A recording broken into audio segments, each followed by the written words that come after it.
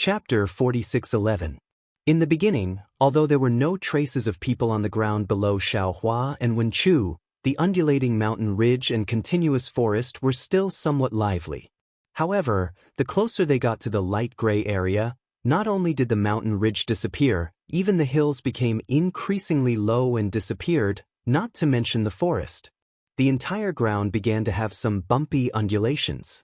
These undulations were either dense or sparse.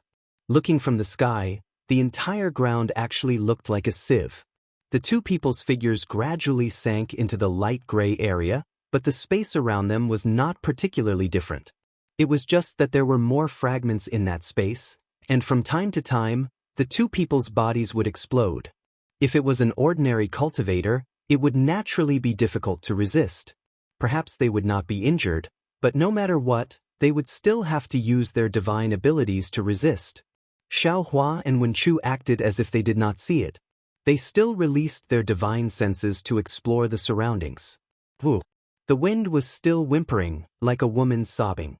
Xiaohua did not feel anything, but Wenchu frowned and unexpectedly stopped. What's wrong?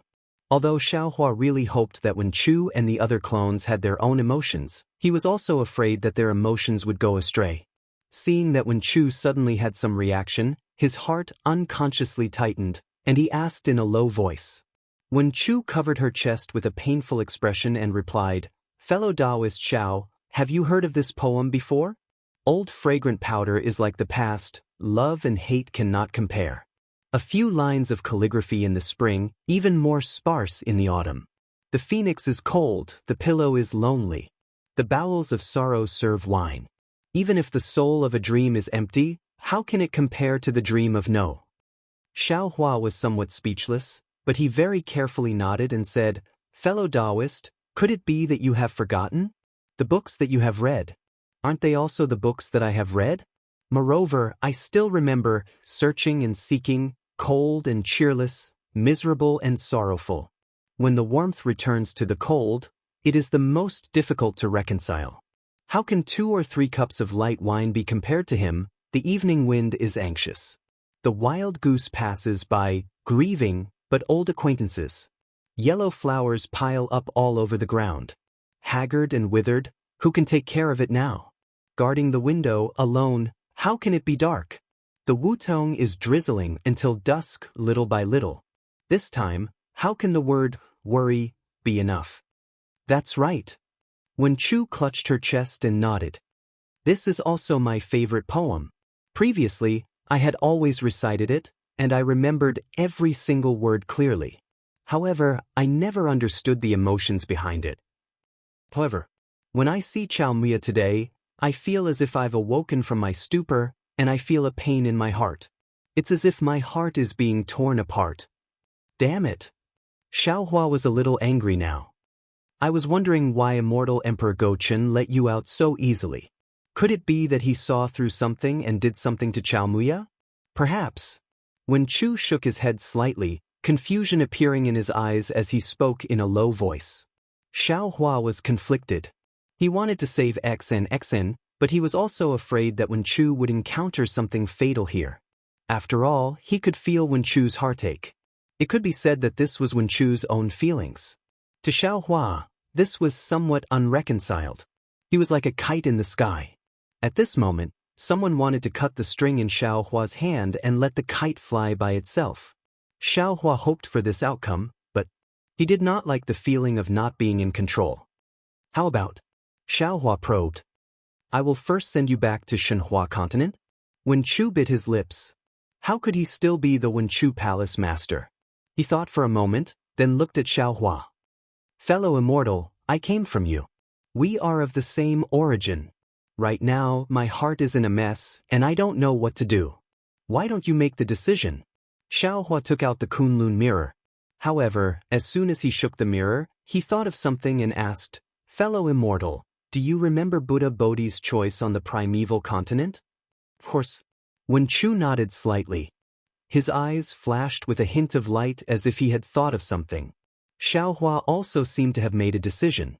The Kunlun mirror did not emit a beam of light. Instead, he asked, "Humans must experience pain. the first birth of a fetus, the mother's pregnancy, and the pain of childbirth. There are all kinds of things in the mortal world, and many of them are disasters and pain. Fellow immortal, you are now the Wenchu star. You are luckier than most people, and even more so than I. To be a human, you must not only have intelligence, physical body, and essence, but also emotions. These emotions. If they were I, then you would not be Wenchu, but Xiaohua. Now, I'm afraid it's time for you to truly become a human. Some pain is normal. Without these pains, how will you be reborn? At this point, Xiaohua said very solemnly, so, it's better to leave this decision to fellow immortal. I understand. Wenchu clutched his chest and nodded. I may not have Buddha Bodhi's wisdom, but I have Wenchu's saint's finishing touch. I also have to face the test of heaven and earth. Let's go. With that, Wenchu moved and headed towards Chaomuya. Seeing Wenchu's back, Xiaohua felt gratified. He put away the Kunlun mirror, swept it with his divine sense, and chased after Wenchu.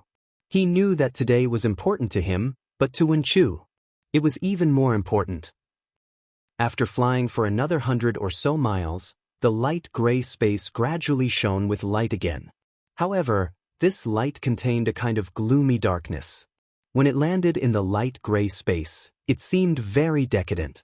A feeling of time passing by involuntarily arose in Xiaohua's heart. Looking at the ground, there were even more deep holes.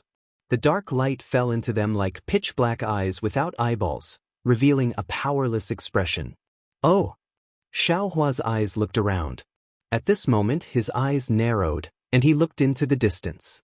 In his divine sense, there was a cliff 10,000 miles away. Furthermore, when his divine sense reached the cliff, it was blocked. Needless to say, it was Chaomuya. Since Xiaohua had discovered Chaomuya, how could Wenchu not know? However, his reaction was different from Xiaohua's. He continued to look forward, ignoring his surroundings. After discovering Chaomuya, the space started to change. Large pieces of space started to shatter. Wherever Xiaohua's divine sense went, the entire space became like a beehive. The worldly energy and righteous energy became even thinner. When the air blew in this beehive, strange sounds came out. This sound directly penetrated the soul. Even people as strong as Xiaohua and Wenchu were not used to it. No wonder Gongshu Exen was so interested in the legend of tenderness like water but didn't dare to come here. Most of the female cultivators on the hidden immortal continent probably don't have the strength to come to Chaomuya. Xiaohua thought to himself, Immortal Emperor Gochen is truly a scheming person. No one would have thought that he would place the Heaven's Punishment Prison crystal here. Xiaohua saw 1,000 zhang tall cliff appear in the distance. This cliff appeared very abruptly on this bumpy ground. Xiaohua heard the sound of wind howling like a tsunami coming from the top of the cliff. Then he saw a layer of light cover the top of the cliff. Outside the cliff, where Xiaohua's divine sense couldn't penetrate, a light like the first rays of the morning sun slowly rose. Chaomuya! Xiaohua clapped his hands and laughed. It really is Chaomuya on the cliff. This Xiao understands now. Correct. Wenchu also understood and nodded. This side of the cliff is gloomy and makes one's heart heavy. However, on the other side of the cliff is a fresh morning light. This is where hope lies. Chaomuya's name really lives up to its name. Unfortunately, the mysteries of heaven and earth were actually something that humans could guess. Without waiting for the two supreme cultivators of the 3 continents to finish speaking, the morning light actually crossed over the cliff and landed on this side of the cliff like the rising sun. The morning light quickly covered the space where Xiaohua came from, and the previous light gray color actually turned into a sky blue color. An indescribable joy appeared in Xiaohua and Wenchu's hearts. Xiaohua was a bit dumbfounded, because where the morning light passed, the other side of the cliff was covered by a light gray color again. Chaomuya? Chaomuya! Xiaohua whispered. Could it be? It should be good. Wenchu sighed and said, Confucian cultivators have a saying, recently, books have come, only small talk, no words to say. Thus, I recognized it, listened to it, and planned to take the words lightly. See Lan Tai Song Yu, multi-talented, good at writing. Try and ask Chow Chow Muya. Where do the clouds go? Chow Chow Muya is indeed long, but Chow Chow Muya is also fickle, more fleeting than the clouds. If I'm not wrong, this cliff should have two cliffs. One is Chow Muya, and the other is Chow Muya. The morning light and dusk light constantly change between these two cliffs? It can't be. Xiao Hua was a bit dumbfounded. He urged his body to rush up the cliff in the distance. When he stood still on the cliff, an inconceivable feeling appeared out of nowhere. Sure enough, just 1,000 miles away, there was also a tall cliff on the same level as the one Xiao Hua was standing on. On that cliff, there was also a tall cultivator looking at Xiao Hua. It was very strange. Although the two cliffs were 1,000 miles apart, when Xiao Hua looked at that person, it was as if he was right in front of him. Even the shock in that person's eyes could be seen clearly. However, Xiao Hua only glanced at that person for a moment before looking down at the bottom of the cliff. Even more unexpected to Xiao Hua was that the bottom of the cliff was not the ground full of potholes, but a surging sea of clouds. Above the sea of clouds, thousands of layers of clouds rippled, covered by a myriad of colors. It was also different from the light gray and blue of Chow Muya. However, when Xiao Hua's divine sense swept over it, he was stunned again. Because even with his divine sense, when it entered the sea of clouds, he could not see the end of it. It was as if the sea of clouds was boundless. Xiao Hua, Master Shaolei? Master of the Scholar Palace? The person from 1,000 miles away asked. Although his voice was soft, Xiao Hua could hear it clearly. Xiao Hua raised his head and looked at that person. He cupped his hands and said, "That's right. It's the Xiao. May I know who fellow immortal is in the Nangong family?" Chapter 46:12. When that person saw that it was indeed Xiao Hua, he didn't dare to be negligent and hurriedly returned the greeting. "I am Nangong Yaji, greetings Master Xiao Hua. Nangong Pingping is my son and he has returned to my Nangong family. He will remember Master Xiao Hua's help and I will thank Master Xiao Hua on his behalf." Seeing that Nangong Yaji was so polite, Xiao Hua felt embarrassed and waved his hand with a smile. "This matter is already in the past. There is no need to mention it again. Is Nangong Tianji here?" Hearing Xiao Hua mention Nangong Tianji, Nangong Yaji was stunned and a look of disbelief appeared in his eyes. However, this look of surprise disappeared in a flash and a kind of understanding appeared. He pondered for a moment and said, "Master Xiao Hua, there is something you don't know. Not only is my family's master here, even my family's prince is also here." Nangong Yaji's words naturally had a double meaning. Hearing this, Xiao Hua nodded and said, "It's good that you understand. I'm also here for the same matter." "Sigh, I understand." Nangong Yaji sighed and cupped his hands. "Senior, please wait for a moment. I will invite my family's master to seat it." However, there was no need for Nangong Yaji to turn around. A slightly aged voice sounded from behind him. An old man in his 50s walked out from the light gray twilight. He looked at Xiao Hua and said proudly, "Spiritual Master Xiao shouldn't have come." Xiao Hua already knew that this person was the Nangong family's master, Nangong Tianji, from the words Taoist Xiao and not Master Xiao. Xiao Hua looked indifferently at Nangong Tianji who didn't greet him and asked, "This sentence should be said by me, right?" Nangong Tianji harumphed coldly, "I've been wondering what kind of question you're going to ask the Gauchen when you came to the Immortal Palace and destroyed the South Heaven Gate, forcing the master of the Two Pureness Palace and the Gauchen to intervene. However, the Nangong family, even the 4 great families and the 100 schools of thought on the hidden immortal continent guessed many answers. However, no one expected that you wanted to ask about the whereabouts of the 9th princess. You should be honored," Xiao Hua said with a smile. "You are the first to know." Nangong Tianji stood there like a mountain. It was as if he had merged with Chow Muya as he naturally exuded a domineering aura. He turned a deaf ear to Xiao Hua's reply and continued, "Since you know that my Nangong family is looking for the whereabouts of the 9th princess, you shouldn't have interfered. Or perhaps, you should have informed this old man beforehand. After all, the Nangong family is in the light while you are in the dark." Now, you and I have both fallen into Gaochun's trap.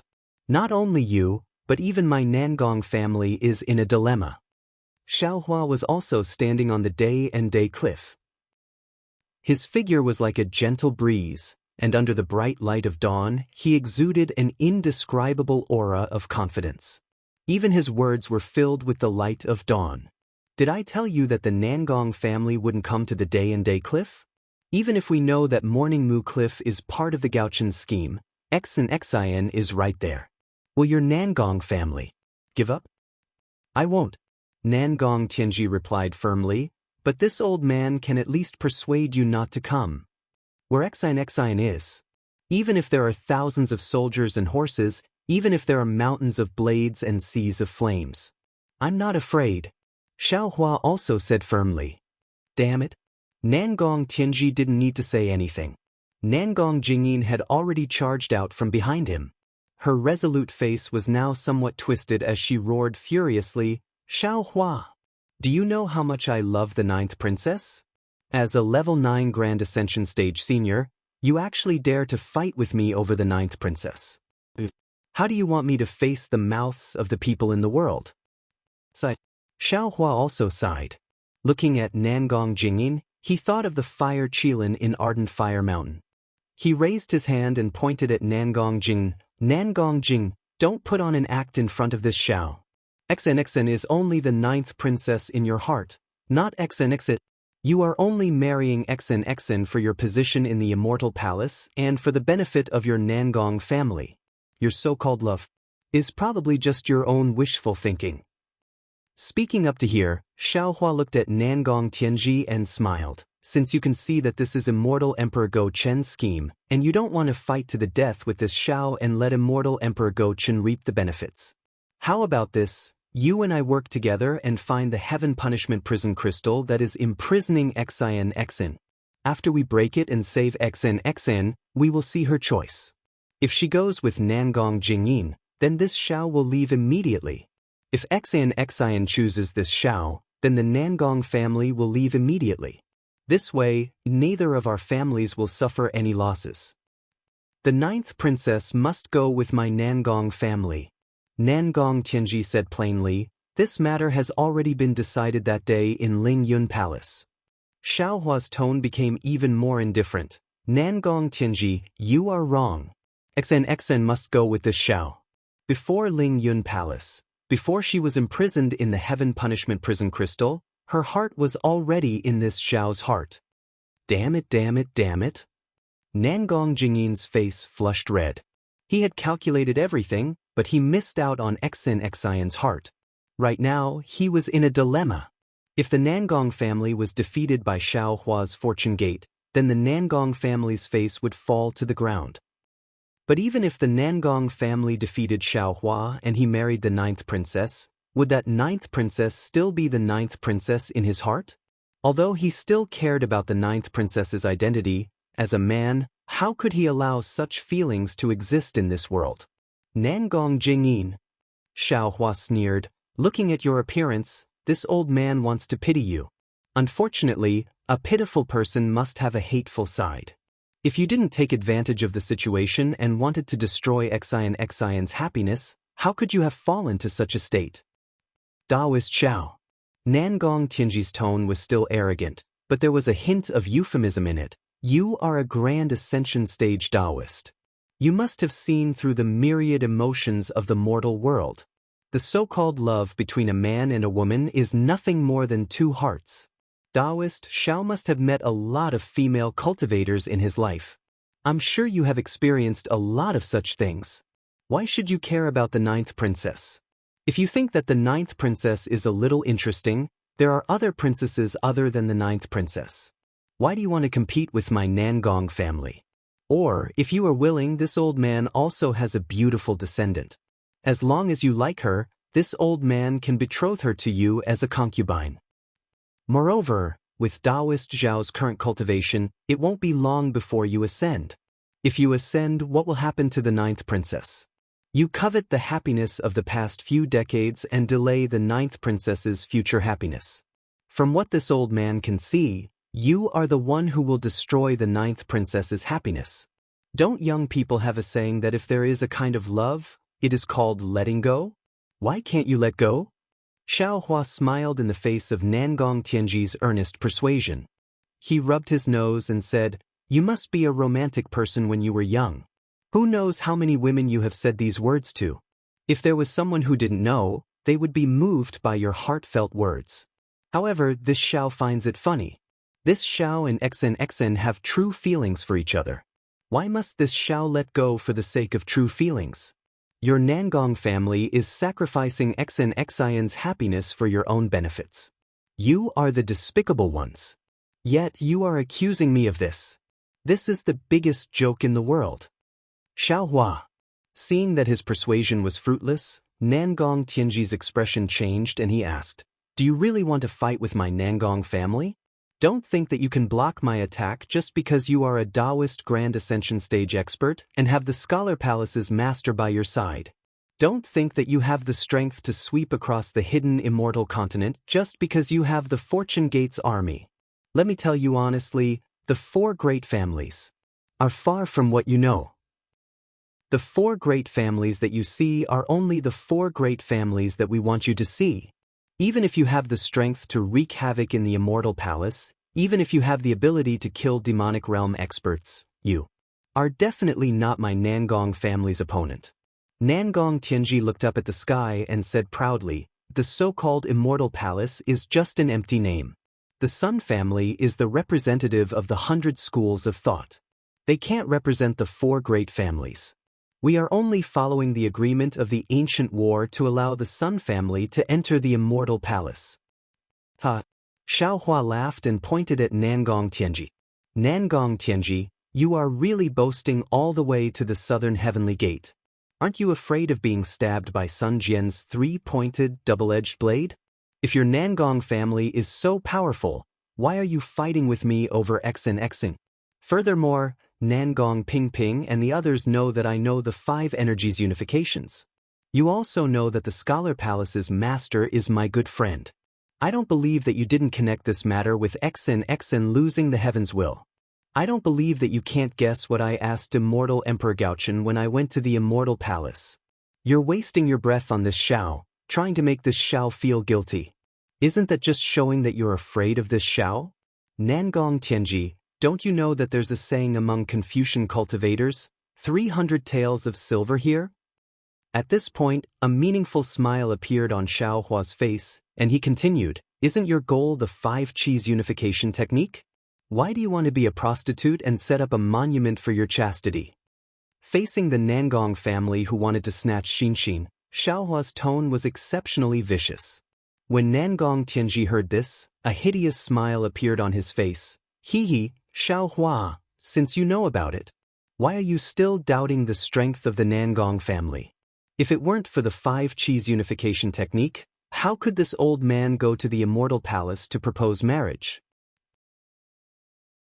Chapter 46:13. Xiao Hua sneered, "Don't make yourself sound so far-sighted. At that time, Immortal Emperor Gaochen didn't have the 5 Qi unification art yet. If you knew it was in my hands, you wouldn't have let Nangong Jingyin go to the Hall of Fragrance. Instead, you would have let Nangong Jingyin throw herself at me. After you flattered Immortal Emperor Gaochen and found out that the 5 Qi unification art was in Mai and Wenchu's hands, you realized that you had fallen into Immortal Emperor Gaochen's trap and planned to ambush me and Wenchu to get the 5 Qi unification art. And if I'm not wrong, the Dongfang family, Shimin family, and Baiming family will all appear, right?" As soon as Xiao Hua's voice faded, an even more imposing figure appeared beside Nangong Tianji.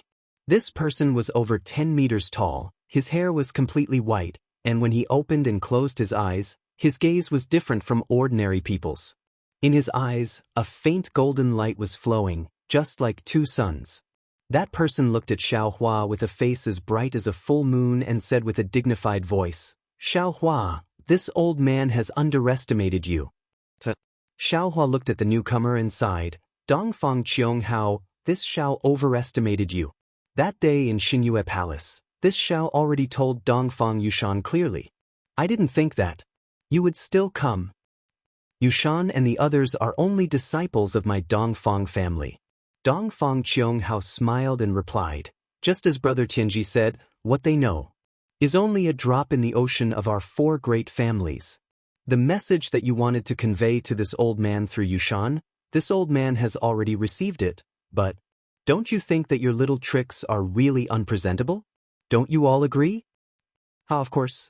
Following Dongfang Qianghao's voice, two more figures appeared on the other side of the cliff. On the left side, a tall and thin old man wearing a lake blue sword robe, who was even taller than Xiaohua by a head, stood out. This old man had a long and narrow face and a pair of silver white eyes. When his eyes moved, a faint moonlight flowed. Wasn't this the patriarch of Shimen clan, Shimen Jianzhong?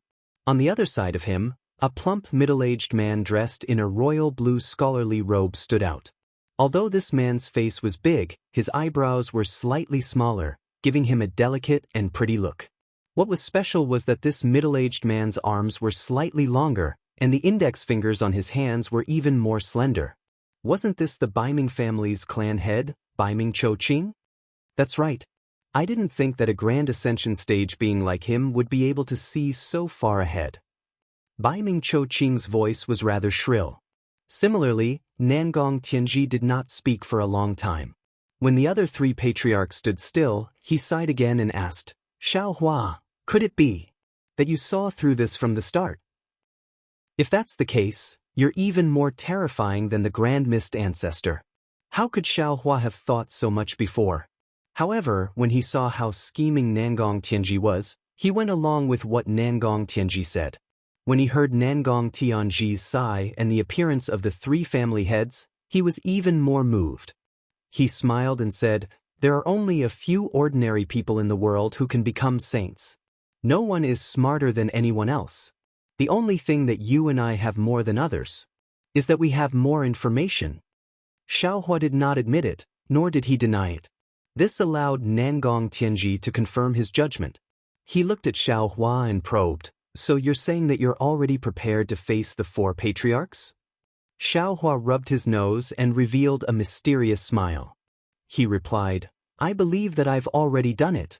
However, whether or not I can block it depends on the strength of the four patriarchs. Of course, if you want to give it a try, you can give the order now. And, if you've already made plans, you can also give the order to attack the Soaring Dragon Mountain Range and Shao Country. You're thinking too much. Dongfang Qianghao sneered. The goal of the four patriarchs is the five Qis unification, not the Dao Sex. The Shao Country and Soaring Dragon Mountain Range's Fortune Gate are things that the Immortal Palace, 100 Schools of Philosophers, and even Vairocana Buddha should consider. It has nothing to do with the four patriarchs. However, you have to be careful.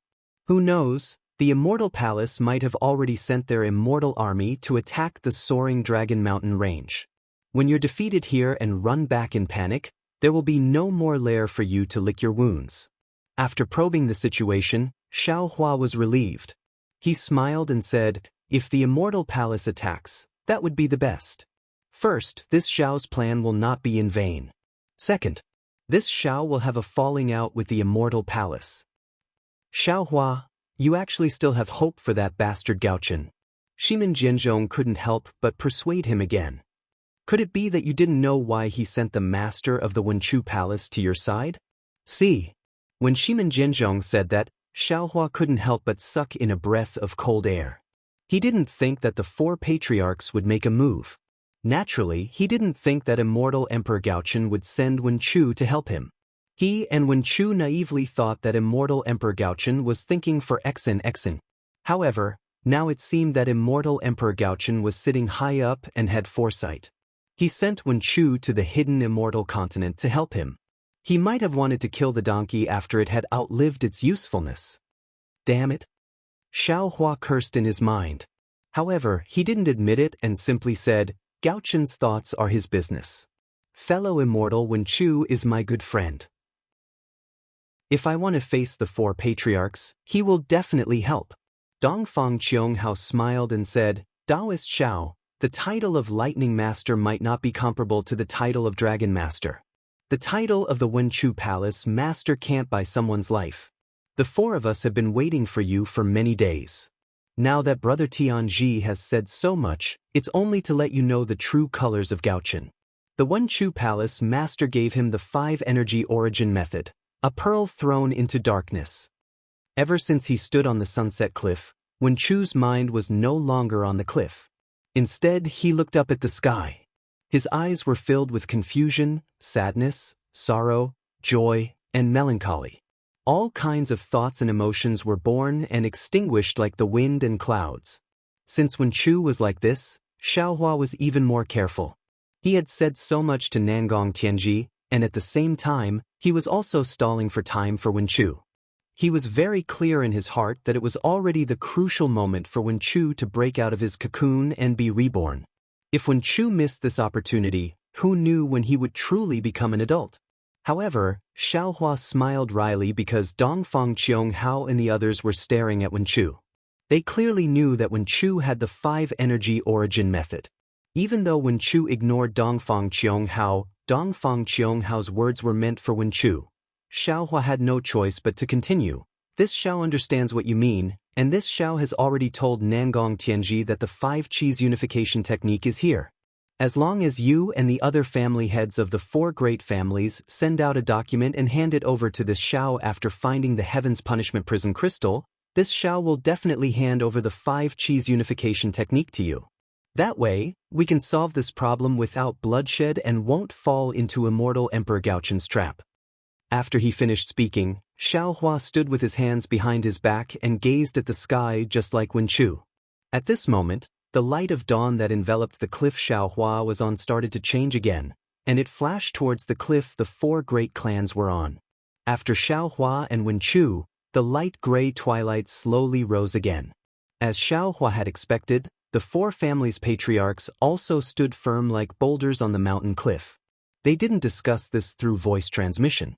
After the time it took to drink a cup of tea, Dongfang Qianghao spoke. Xiaohua, you've just taken over the fortune gate, so you don't know the hardships of our 4 families. That's why you're offering such conditions. Do you think that our 4 clans have been able to stand on the hidden immortal continent for so many years because of the so-called Confucian secret arts? Xiaohua withdrew his gaze and looked at Dongfang Qianghao. I know. The so-called face is more important than the 5-energy origin method in your eyes. I know that you won't agree, and immortal Emperor Gaochen also knows that you won't agree. In my eyes, Xinxin's freedom, Xinxin's happiness, and love for Xinxin are all more important than the 5-cheese unification technique. You 4 clans know this, and immortal Emperor Gaochen also knows this. Therefore, Dongfang Qianghao nodded and solemnly said, even if we know that this is immortal Emperor Gaochen's plan and he knows that we will see through it, we still have to take action. This is fate. When the Nangong family proposed the marriage, this ending was already planted. Xiaohua nodded and said, I have already said this before. Shimin Jianzhong laughed and said loudly, you have said this before, but at that time, you only said it to Brother Tianji, not to the 4 clans. This old man is very interested. Xiaohua, even if you have more than 200,000 Fortune Gate soldiers, as well as the Scholar Palace's master and other 9th grade Origin Qi realm cultivators helping you, why do you think you can withstand the combined might of our 4 families? This is something that even the immortal palace can't do, just based on the so-called love in your heart? Xiaohua had been paying attention to Wenchu. At this time, the emotions in Wenchu's eyes had begun to stabilize. Although these emotions still seemed a bit erratic and there was still some distance between them and the final moment, after hearing Shimin Jianzhong's words, Xiaohua knew that he had no chance to delay any longer. He smiled and took out the Kunlun mirror, saying, love is the sun in the sky, sprinkling the sunlight down. Strength is the earth, carrying the sunlight, turning the beauty in the light into the world of mortals. Chapter 46:14. Brother Qianghao, take back your luck. Bai Ming Cui Qing, who had been silent all this while, finally opened her mouth. She sneered, I've said it before, a man trapped by love is a stupid donkey. If he doesn't put up a wall, he won't turn back. Your so-called not to fight if you can, is not tenable at all. Dongfang Qianghao glared at Bai Ming Cui Qing and said, in today's battle, the fortune gate will be destroyed, and our 4 families will also suffer heavy losses. Not only will the immortal palace benefit, that brat Grand Mist will also benefit. This will greatly affect the future of the hidden immortal continent. Naturally, we won't fight if we can. Mournful cries of the 6 armies, angry for a beauty. Nangong Tianji looked up and laughed. Xiaohua, if you fall today, your name will be remembered in the future. The 9th princess and our Nangong family's reputation will be even more resounding. Xiaohua nodded. This Xiao also thinks so. Xinxin has done so much for this Xiao, to have the Nangong family and even the 4 families as a wedding gift. This story will definitely be passed down through the ages. As Xiaohua's voice fell, the Kunlun mirror in Xiaohua's hand activated. A beam of 9-colored light shone down on the dawn and sunset cliff. 200,000 Fortune Gate's Iron Army charged out in formation, exuding a cold-blooded and stern battle intent. Not to mention the 4 families' patriarchs, even the clouds in the Sea of Clouds were stirred up. Sure enough, it's the capital star formation. The Fortune Gate's Iron Army's reputation is well-deserved. Dongfang Qianghao nodded and praised when he saw the Fortune Gate's disciples forming 2 battle formations. Nangong Tianji sneered, everyone's rumors are ridiculous. What Fortune Gate's Iron Army's disciples are all 5th level and above. It seems like most of them are nascent soul realm cultivators. We're making a big fuss over a minor issue. Isn't that better? Baiming Chui Qing laughed. Your Nangong family's prestige will be enhanced by annihilating the Fortune Gate. Nangong Tianji's gaze swept over Baiming Chui Qing, and just as he was about to speak, Dongfang Qianghao frowned and said, Tianji, prepare to meet the enemy. Nangong Tianji's heart skipped a beat, and he nodded. Then he waved his hand, and a colorful flag the size of a palm appeared in the air. This colorful flag expanded in the wind, and 2 Nangong words that were embroidered with colorful silk threads appeared on it. As Nangong Tianji breathed out a mouthful of true energy into the flag, 5 colored clouds flew out from the 2 Nangong inscriptions. As the clouds surged, countless bean-sized disciples wearing golden armor rushed out with weapons in their hands. Flag of hidden troops? When Chu narrowed his eyes and looked at the tens of thousands of disciples falling in the air. They turned into the size of an ordinary person and said in a low voice, This is the weapon of the ancient Confucian.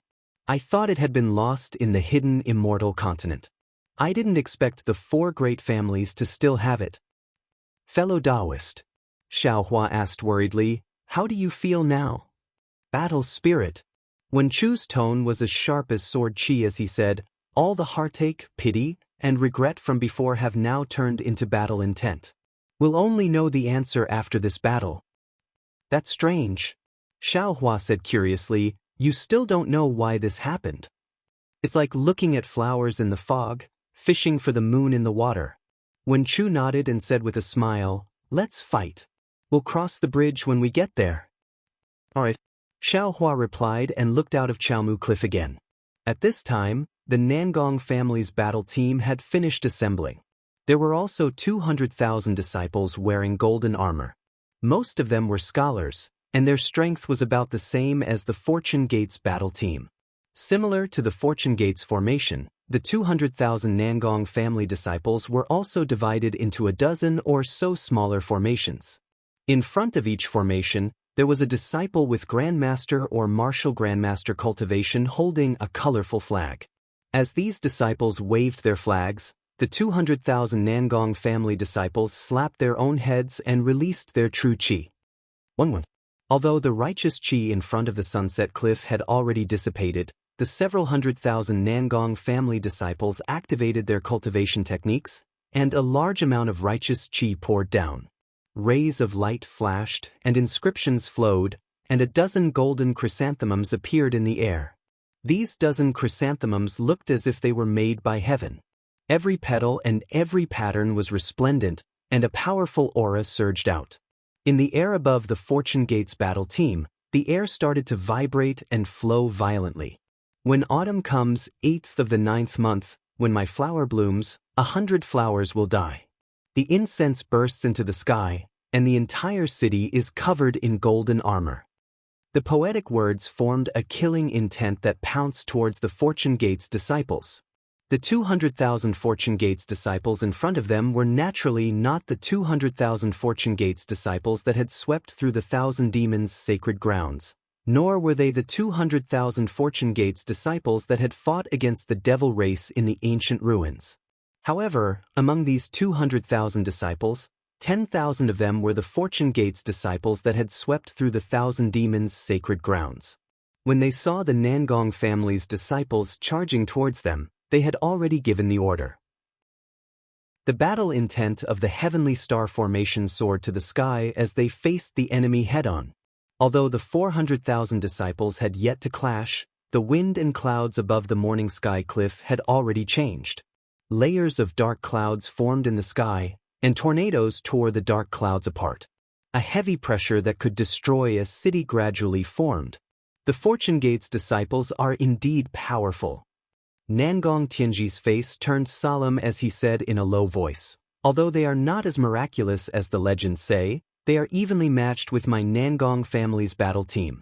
After this battle, that Nangong Tianji stopped talking and didn't say anything else. Beside him, Baiming Choqing laughed loudly and said, "Brother Tianji, you are too stingy. Although today is a matter of our four great clans, it is also a good thing for your Jingyin. If you don't contribute, who will? However, seeing that our four great clans are one, how can my Baiming family stand idly by when the Nangong family is facing the enemy?" Baiming Choqing roared and took out a bronze arrow from her waist. She threw it into the air and shouted, "Come out and meet the enemy." When the command arrow landed in the air, the blood-red clouds surged and the sound of war drums rang out from the command arrow.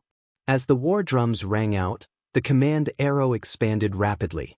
Groups of Baiming family disciples in light blue armor charged out from the command arrow with weapons in their hands. "Garrison order." When Chu revealed the origin of the arrow and said with a smile, "It seems like the four great clans are also taking out their trump cards.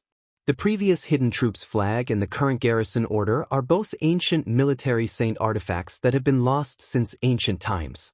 I didn't expect them to appear together today.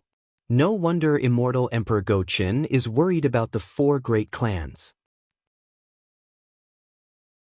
Chapter 46:15.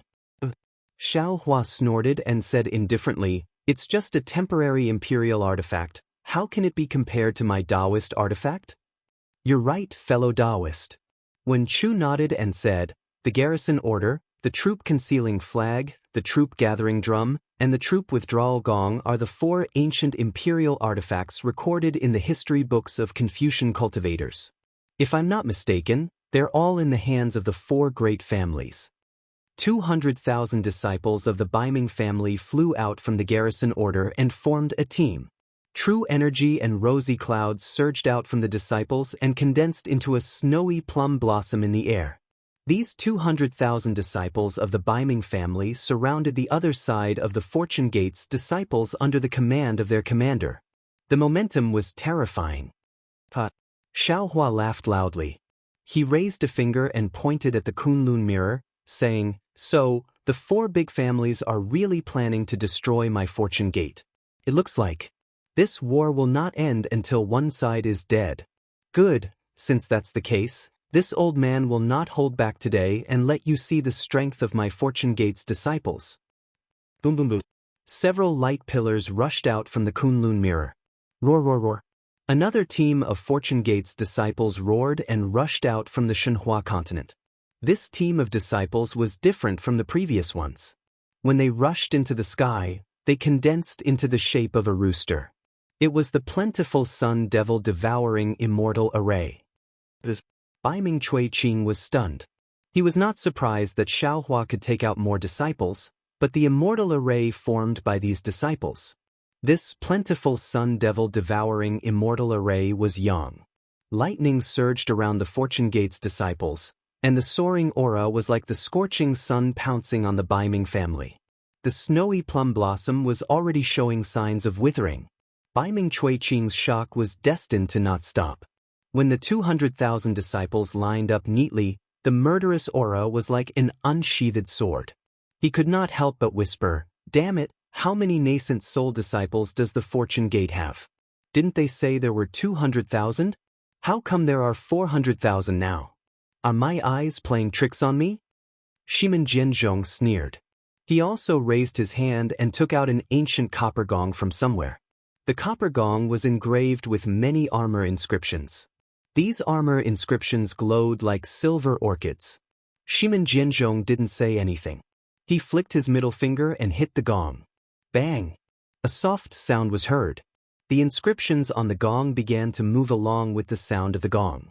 Rays of light gushed out from the surface of the gong and the inscriptions jumped down like fleas. When these inscriptions landed in the air, they transformed into the disciples of the Shimin family wearing silver-white armor. The Shimin family disciples roared as they landed in the air. They flew out of Dawn and Dawn Cliff and quickly formed into battle squads. In the time it took to finish half a meal, the 200,000 members of the Shimin aristocratic family had formed into an orchid-like battle team. An elegant yet formless aura filled the air once again. Furthermore, this aura combined with the aura of the other battle squads and trapped Dawn Cliff firmly. Kill. Xiaohua raised his head and looked at the provocation and mockery in the eyes of the four great families' patriarchs. He coldly shouted a single word. The word kill turned into a ball of light and flew into the Kunlun mirror. Another pillar of light appeared and the Fortune Gate's battle squads rushed out once again. Heavens!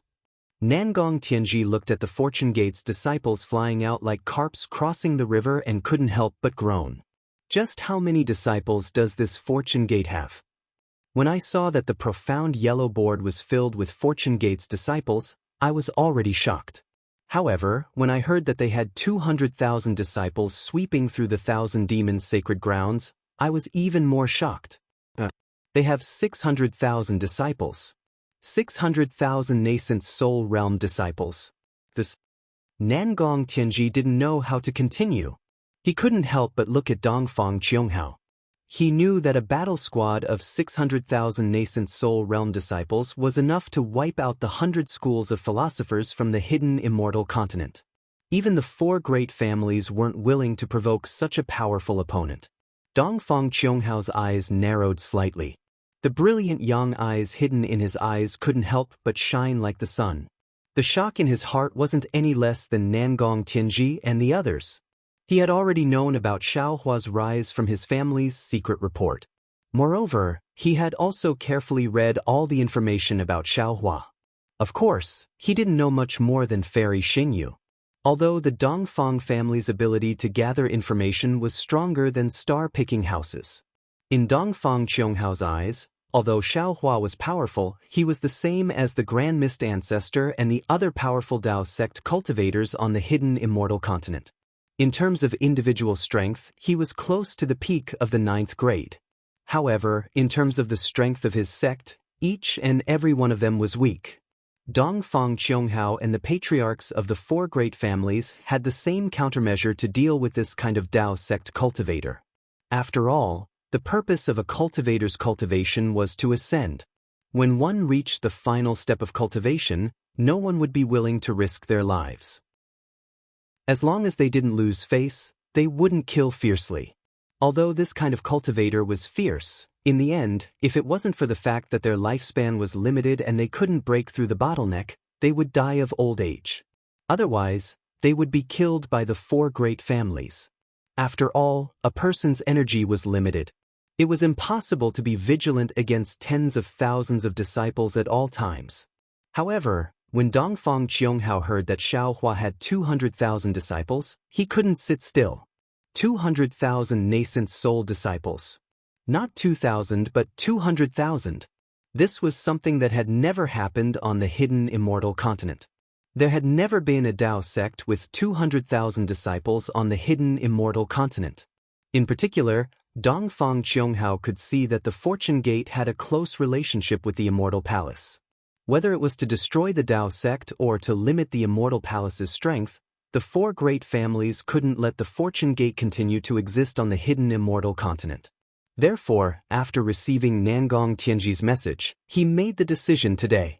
However, the patriarchs of the four great families, including Dongfang Qianghao, didn't expect that the previously unknown Xiaohua had already surpassed their expectations.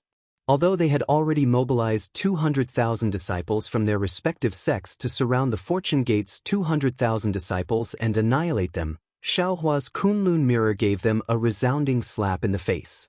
Today, not only would they not be able to defeat Xiaohua, they would most likely be defeated. Since they had already come to this point, Dongfang Qianghao couldn't retreat. He raised his hand and took out a fist-sized drum and threw it into the air. Dong. As Dongfang Qianghao spat out a stream of qi on the drum, the small drum suddenly expanded and turned into a light projection that resembled a city gate. Waves of battle cries rang out from the city gate. Groups of Dongfang family's disciples in golden armor flew out valiantly. When these disciples stood still outside the cliff, there were at least 300,000 of them. The army formed by these 300,000 disciples was similar to the three aristocratic families from before, also in the shape of a bamboo flower. Their golden brilliance was mixed with soaring battle intent as they charged toward Xiaohua's Chaomuya. However, Xiaohua, who was standing on Chaomu Cliff, didn't activate the Kunlun mirror. Instead, he frowned and whispered to Wenchu beside him. There was a trace of anxiety on Wenchu's face. Strong on the outside but weak on the inside. Dongfang Qianghao coldly snorted and ordered, Zhenzhong, Tianji, Chuiqing, prepare yourselves. Don't let the palace of literature's master escape.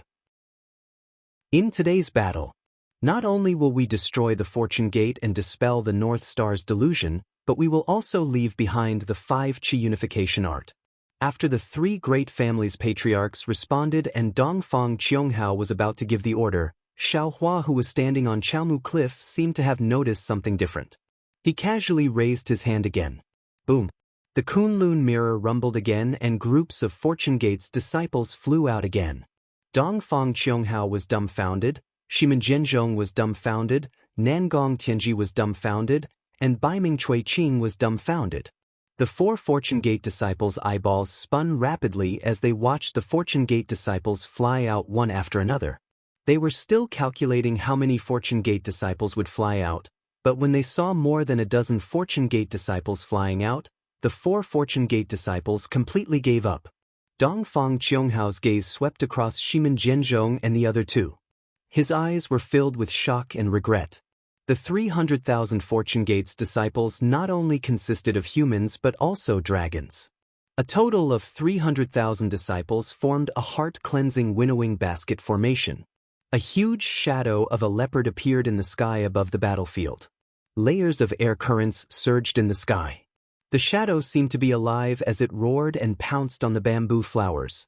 The 900,000 disciples from the 4 great families and Fortune Gate's disciples had already caused a change in the weather.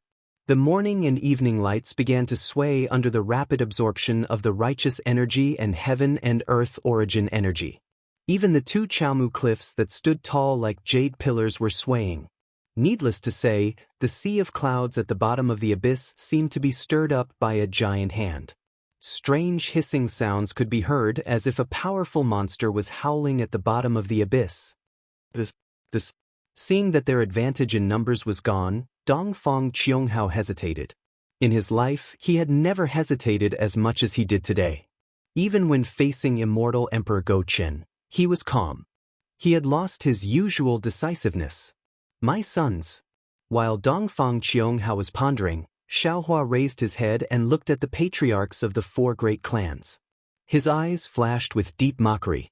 Xiaohua raised his hand again and shouted, "The immortal palace has been shaken by your might after you all cleared the Confucian cultivators' Xianhuang list. However, the 4 great families still have the intention to destroy my Fortune Gate. Today, you even set up a battle formation at the Chaomu Cliffs to kill my Fortune Gate. Everyone listen to my command. If people don't offend me, I won't offend them.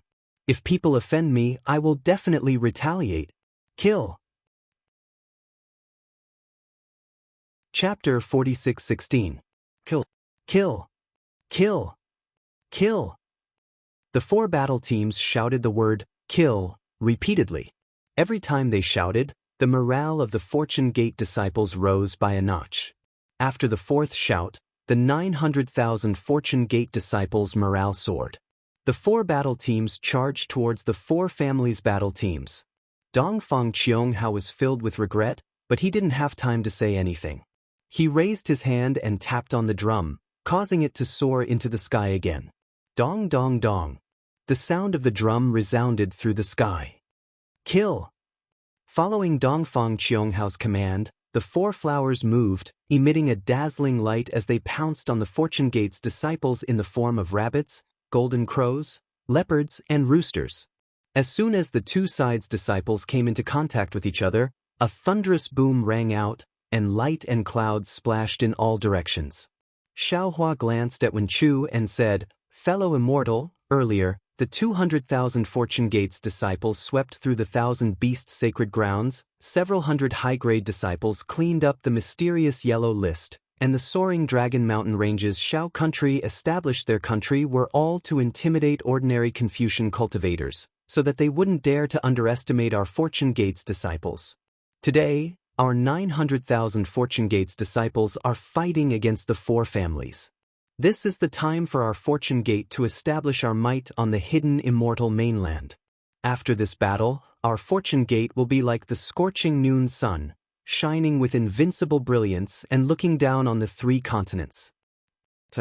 Wenchu also felt pity at this time. Looking at the two sides fighting, there were already people screaming and falling into the abyss. He said, "I still underestimated the human heart and humanity. I really didn't expect that there would be such a big battle today. Maybe there will be a fierce battle at the soaring Dragon Mountain Range." "It doesn't matter." Xiaohua smiled faintly and said, "Even if there is a fierce battle, 100,000 disciples and fellow immortal Feng are enough. I don't believe that the four families have the strength to spare to attack the soaring Dragon Mountain Range." Wenchu nodded and said, "Their goal is the 5-Qi unification technique, so there shouldn't be any problems. Fellow immortals, it's time to come out and meet the four most ancient families on the hidden immortal mainland." Xiaohua raised his hand and pointed at the Kunlun mirror.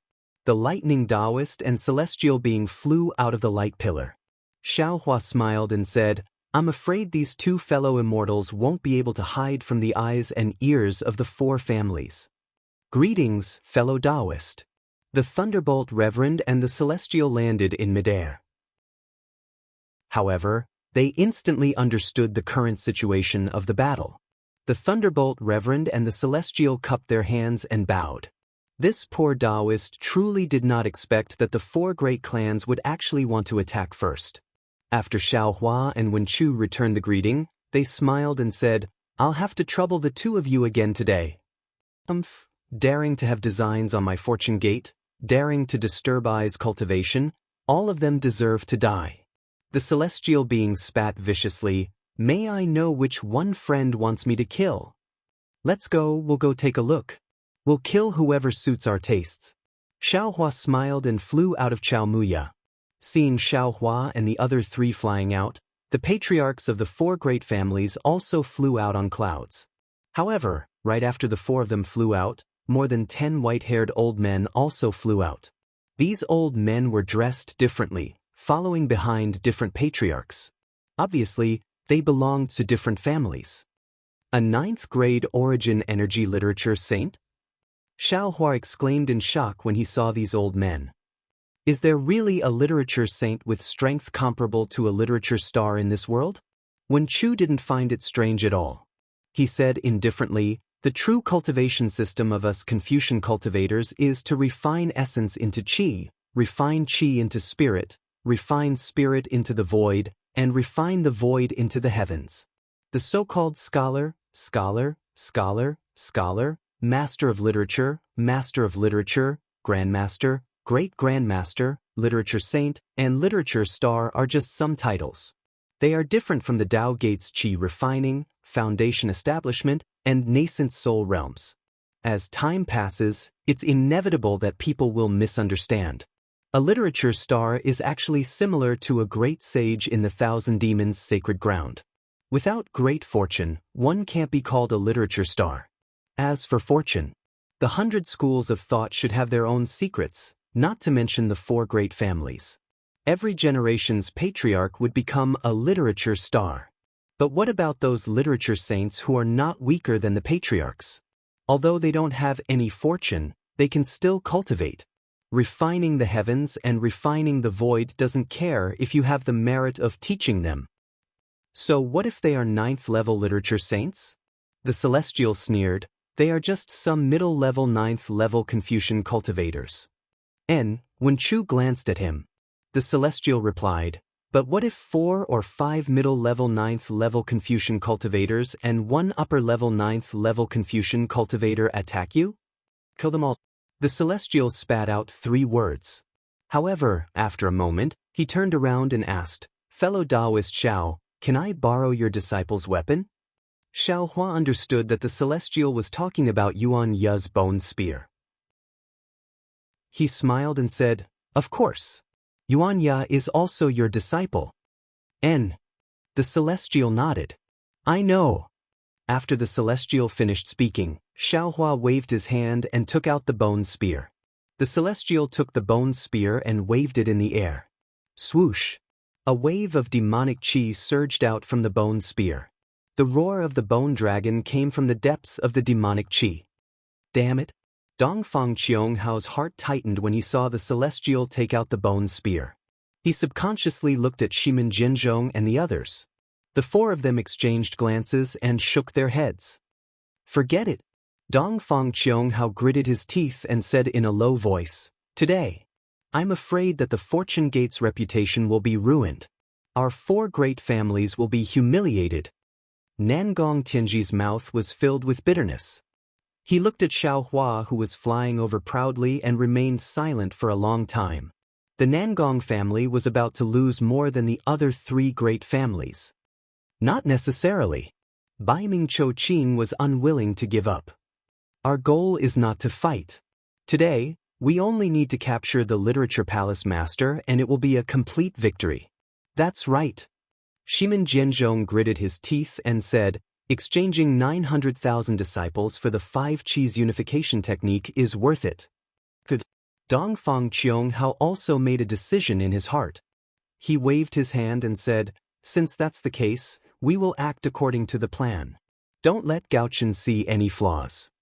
Xiao Hua, Wen Chu, Lightning Taoist, and the Celestial had already met up with Dongfang Qionghao, Shimin Jinzhong, Nangong Tianji, and Baiming Chou-Qin. The abyss between the Dawn and Dusk Cliff was different from the 2 sides of the Dawn and Dusk Cliff.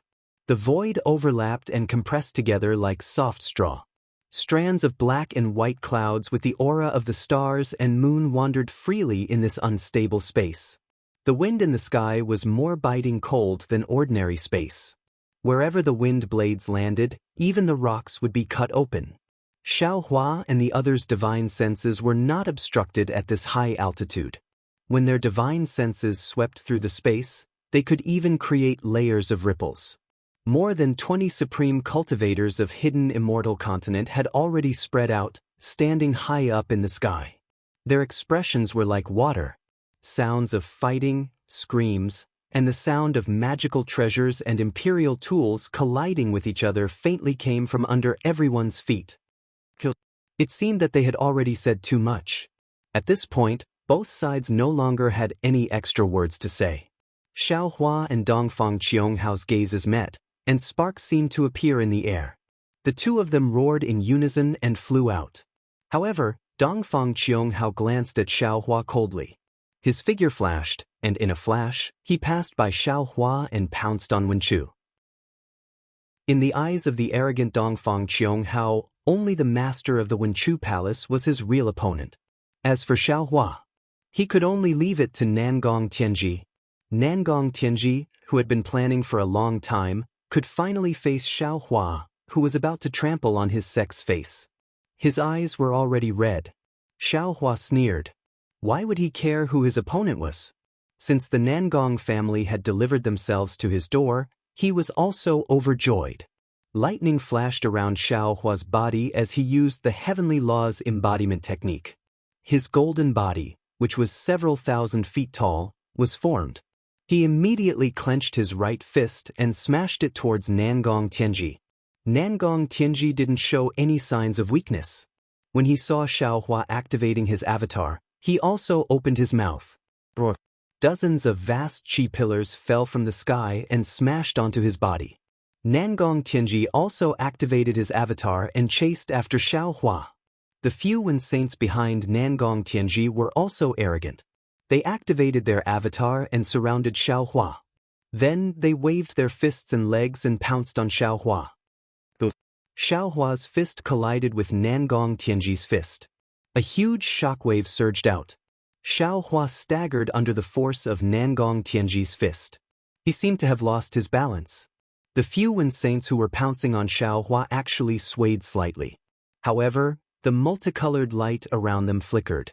They received the impact and attacked Xiaohua's back. Bang bang bang. Although Xiaohua was in a sorry state, he still tried his best to raise his leg. With a flash of golden light, an illusory figure appeared like a wave and kicked the bodies of the Wen saints. When the Wen saints saw that Xiaohua's fists and legs were not a match for Nangong Tianji, they sneered in their hearts. They waved their fists and legs toward Xiaohua. Bang bang bang. Several gusts of wind rose again. Xiaohua's golden body was sent flying in the air by the two Wen saints. However, the two Wen saints' avatars did not have any special changes. Following Xiaohua's retreat, the other Wen saints had already arrived. Their fists landed on Xiaohua's back. With a flash of golden light on Xiaohua's back, a powerful rebounding force rushed out. The two Wen saints actually staggered. However, the radiance on Xiaohua's back did not even dim in the slightest. Seeing that Xiaohua's fists and legs were ordinary, but his golden body was indeed extremely powerful, Nangong Tianji sucked in a breath of cold air.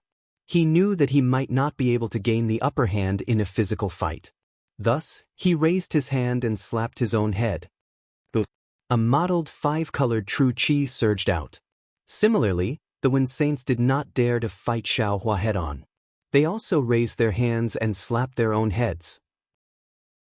Several streams of four-colored true qi gushed out and transformed into several large hands that fell down. Oh my! The four great families indeed live up to their reputation. Although Nangong Tianji's five-colored large hands were somewhat impure, the large hands that were formed were as hard as jade. They were even more powerful than Wen Chu's five-colored large hands. Xiaohua could not help but praise this true qi transformation technique. I'm afraid that there are very few people in the world who can compare to it. Chapter 46:17. Several large hands fell down, tearing the void apart. The power of space firmly confined Xiaohua within a few dozen miles. Not to mention escaping, even the wind had to stop. This spatial energy was completely controlled by the Nangong families Wen sages and Wen Chu who were at the 9th grade of essence energy. Good, watch this Xiao's move. Xiaohua was not afraid at all. He roared and slapped his head. Boom boom boom. Several thunderous roars rang out, and lightning spewed out like a tidal wave.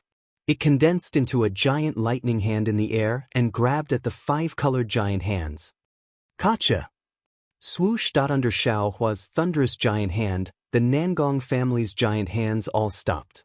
The true energy and inscriptions that were previously flowing like flood dragons were now as stiff as dead snakes. No matter how hard Nangong Tianji and the others tried to activate them, they still couldn't do as they wished. A kind of deathly aura that was like autumn frost directly passed through the giant hands and spread towards everyone's bodies. Damn it! Nangong Tianji roared. He opened his mouth, and a mouthful of true qi fell into the giant hands. At the same time, several Wen saints followed suit and spat out their true qi. As their true qi fell into the giant hands expanded and clashed with Xiaohua's lightning hand. The lightning was like a flood dragon, crazily pouncing on the giant hands, while the true qi was like a dragon, fiercely counterattacking.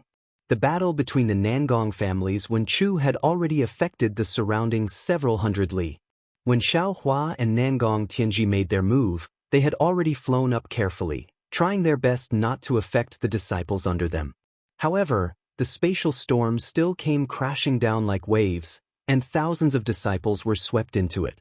Whether it was the capital Heavenly Star Formation or the Nangong family's battle formation, they were all messed up. Some disciples were even accidentally thrown into the abyss. The Fortune Gate's disciples were better off.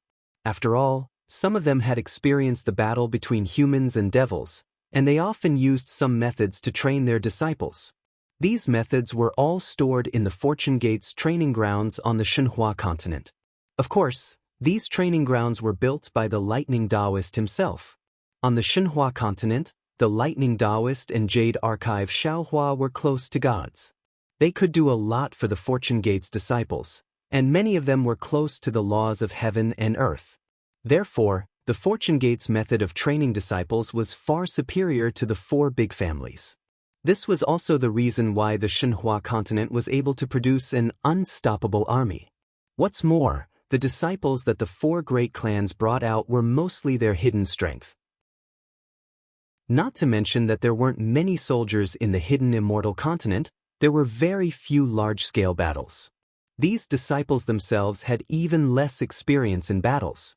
This battle highlighted one of the Fortune Gate's disciples' strengths, and that was their ability to survive in a battle between two extremely powerful masters. The Fortune Gate's disciples split into groups of 3 to 5, supporting each other as they tried to escape from the storm's range. Even if they couldn't escape, they remained calm, waiting for an opportunity to escape as their bodies plummeted to the ground. There were even some who were even bolder and actually used the spatial storm to attack the disciples of the four great clans. It was just this little bit of experience and training. After the spatial storm, the disciples of the four great clans had already lost quite a few. Nangong Tianji and the others naturally didn't care about the lives of the disciples within several hundred li of them. Not only did the five-colored giant hand tear the space apart, even the faintly discernible earth, fire, wind, lightning, and other auras in the sky were torn apart. It was as if the sky was collapsing, and the entire space smashed toward Xiaohua. Looking at Xiaohua's lightning giant hand, the 5 fingers were already different in color, and the entire hand was filled with lightning. Although it wasn't as condensed as Nangong Tianji's 5-colored giant hand, it was superior in terms of the purity of the lightning, and the momentum of the lightning was terrifying. Seeing the lightning hand wave, the space between Xiaohua and the hand was immediately sucked dry. Countless hurricanes and indescribable fluctuations rushed out from the torn space, violently pouncing towards Xiaohua. This storm, which could instantly kill an ordinary cultivator, fell on Xiaohua's golden body, but it only set off some ripples of golden light. Boom boom boom.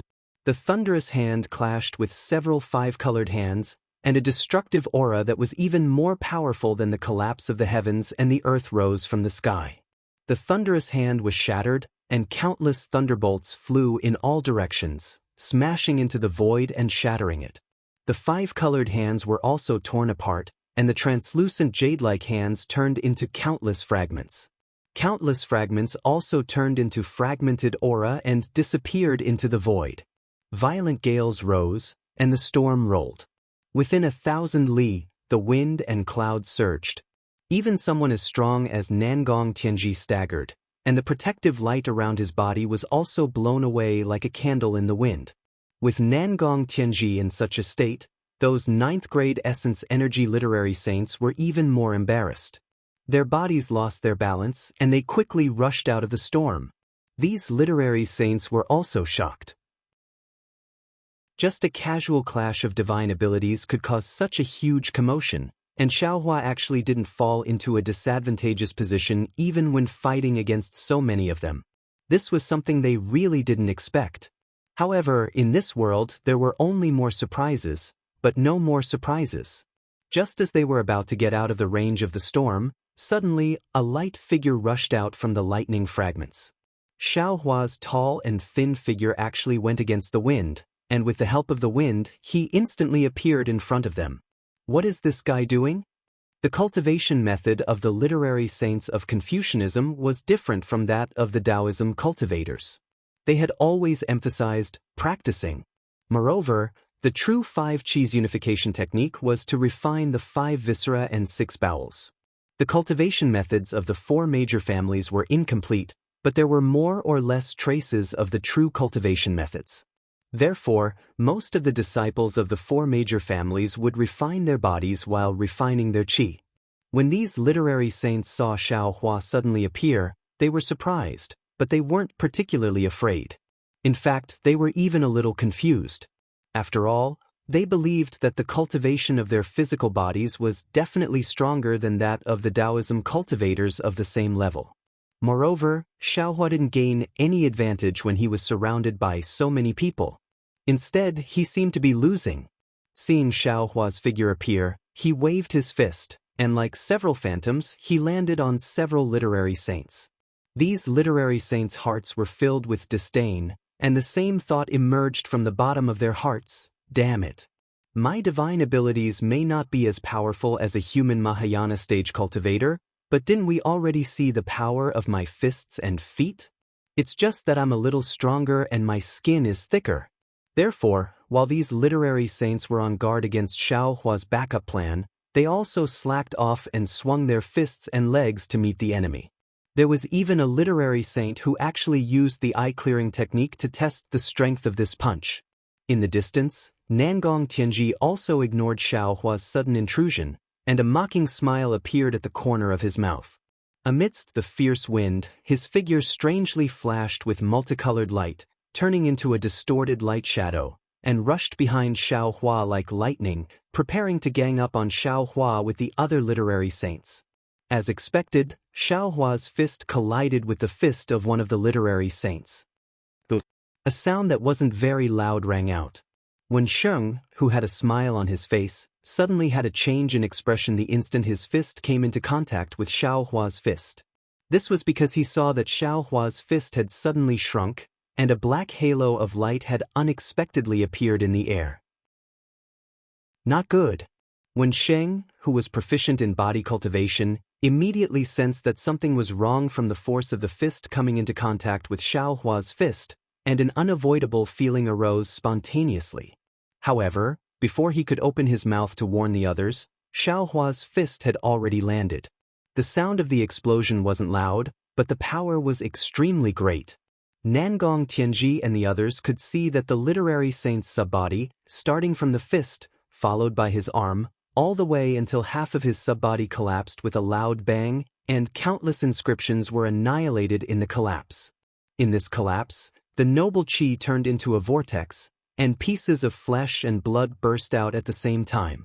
On the side of the collapsed subbody and physical body of the literary saint, more than 10 layers of space appeared, and the flesh and blood of the literary saint were swallowed by the void, and could no longer be recovered.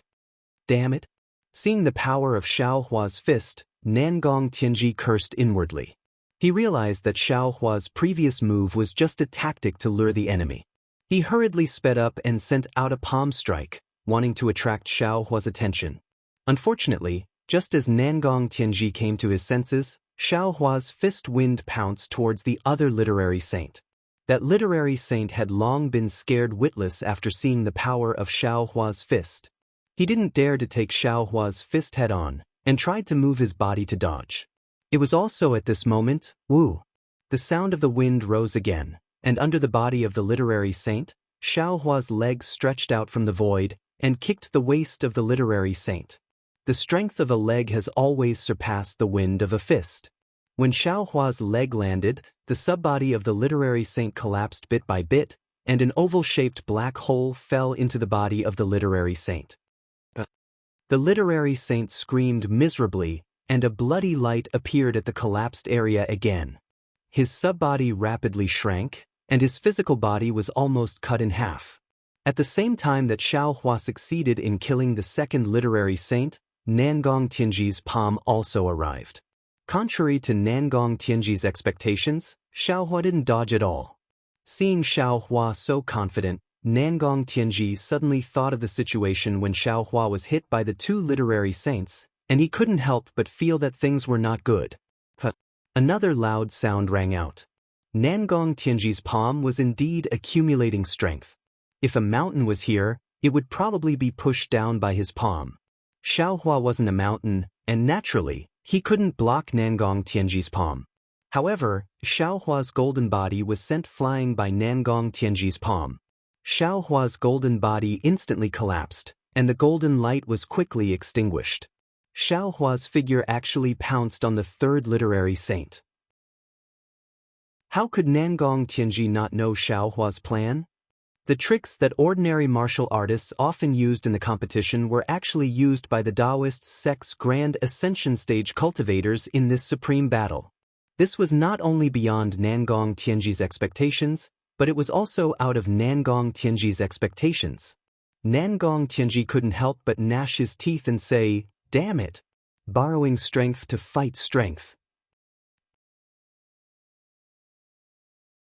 Chapter 46:18. Of course, Nangong Tianji's curiosity was piqued. After all, he knew the strength of his palm. Even if immortal Emperor Gochen was here, he wouldn't dare to let his palm land on his body. Unless it was the 7 great sages from the Great Sage Hall. At the thought of this, Nangong Tianji suddenly realized something and shouted, "Pingu, retreat!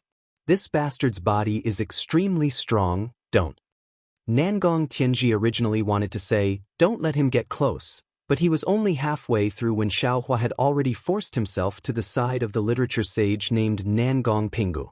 This literature sage, who had just used the clear eyes technique to probe the strength of Xiaohua's fist, had only blocked Xiaohua's left fist, and was immediately hit in the shoulder by Xiaohua's right fist. Boom! Another muffled sound rang out. Nangong Pingu's subbody began to collapse from the shoulder. In an instant, the subbody was shattered, and even the body below the subbody was affected. Blood and flesh flew everywhere. However, Nangong Pingu, who was about to faint from the pain, stared at Xiaohua, who was soaring into the sky.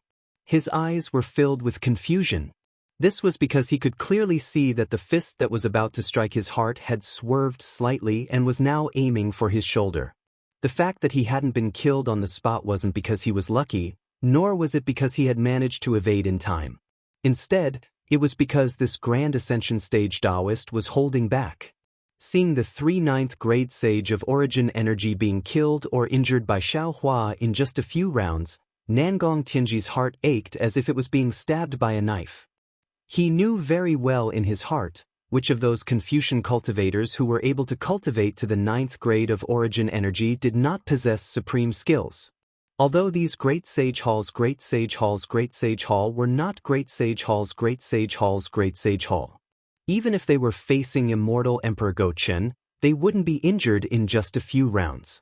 This was also the reason why he, as the patriarch of the 4 great clans, was not worried about letting these 9th grade Great Sage Hall's Great Sage Hall fight. However, Nangong Tianji didn't expect Xiaohua's Great Sage Hall's Great Sage Hall to be able to flatten a mountain with a single punch. As a result, these 3 9th grade literary saints were killed and injured by Xiaohua before they could even use the true divine arts of the Confucian cultivators. This purely physical injury was even more severe than Taoist magic power. Even though Xiaohua didn't take Nangong Pingu's life today, it would be difficult for this 9th grade essence force literary sage to advance his cultivation in the future. Even one's lifespan would be affected. Xiaohua, this old man will not rest until you die. Nangong Tianji's eyes almost popped out of their sockets. He roared as he raised his hand and slapped the top of his head again. Rumbling sounds could be heard from Nangong Tianji's body. Ripples of space surged out from his body.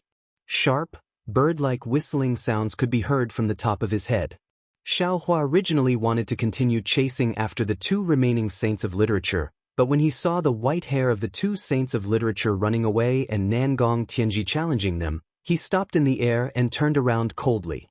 He looked at the rapidly swaying earth, fire, wind, and thunder in the sky and laughed. "Won't stop until one of us dies? What a joke! Nangong Tianji, you're thinking too much. You don't have the qualifications to fight with me until one of us dies." When Nangong Tianji heard Xiaohua's words, even though he knew that Xiaohua was trying to provoke him, he was still so angry that his lungs were about to explode. "Pooh!" Nangong Tianji roared angrily. He opened his mouth again, and a 5-colored pillar of air shot out from his mouth. It shot straight up into the sky and pierced into the earth, fire, wind, and thunder. The earth, fire, wind, and thunder let out a loud explosion. Countless wind and thunder fell into the five-colored pillar of light like a heavenly river bursting through a dam. At this moment, above Nangong Tiansun's head, a similar pillar of energy shot out. This pillar of energy wasn't five-colored, but golden.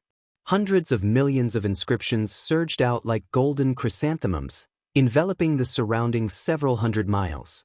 The golden chrysanthemums were like a vast river. Wherever the earth, fire, wind, and lightning fell, all of the golden chrysanthemums transformed. Under the cover of the river, the space was completely locked down. All of the noble energy and the world's origin energy melted away. Even within Xiaohua's divine sense, the five elements of heaven and earth began to change. Faint rays of light began to shoot out in all directions, swaying in all directions within the space. Nangong Tianji laughed sinisterly. He watched as Xiaohua's golden body was covered by countless tiny rays of light. It was as if he had fallen into a net. He shouted proudly, "Xiaohua, today this old man will let you see what the true noble Qi river is." As Nangong Tianji's voice fell, the earth, fire, wind, and thunder in the sky turned into aurora magnetism through the golden chrysanthemum. Under the aurora magnetism, the space within 1,000 miles was filled with dazzling sparks. The entire space was filled with strange laws. Under this strange light, Xiaohua's face also revealed a strange smile. The righteous spirit river of Confucian cultivators had always been a divine ability that Xiaohua highly praised. Under the righteous spirit river, the righteous spirit would envelop the space, and any evil force would be destroyed by this righteous spirit. However, although Nangong Tianji's noble Qi river was several times stronger than an ordinary noble Qi river, even someone as strong as Xiaohua could feel the sharpness of the aurora magnetism. Xiaohua didn't doubt that if this river-like aurora magnetism fell, his golden body would definitely be riddled with holes. Even his nascent soul might not be able to escape the fate of being killed. It could be said that the noble Qi river was the true nemesis of Taoism cultivators. Unfortunately, Nangong Tianji met Xiaohua. Seeing the smile on Xiaohua's face, which contained a thick sense of ridicule, Nangong Tianji's heart thumped. He couldn't help but look into the distance. Just as Nangong Tianji felt that something was wrong, Xiaohua opened his mouth. Pooh! With a sound, the spirit-slaying sword gourd spat out from his mouth. Xiaohua raised his hand and pointed, and a thick crystal light fell into the sword gourd. Buzz, buzz, buzz.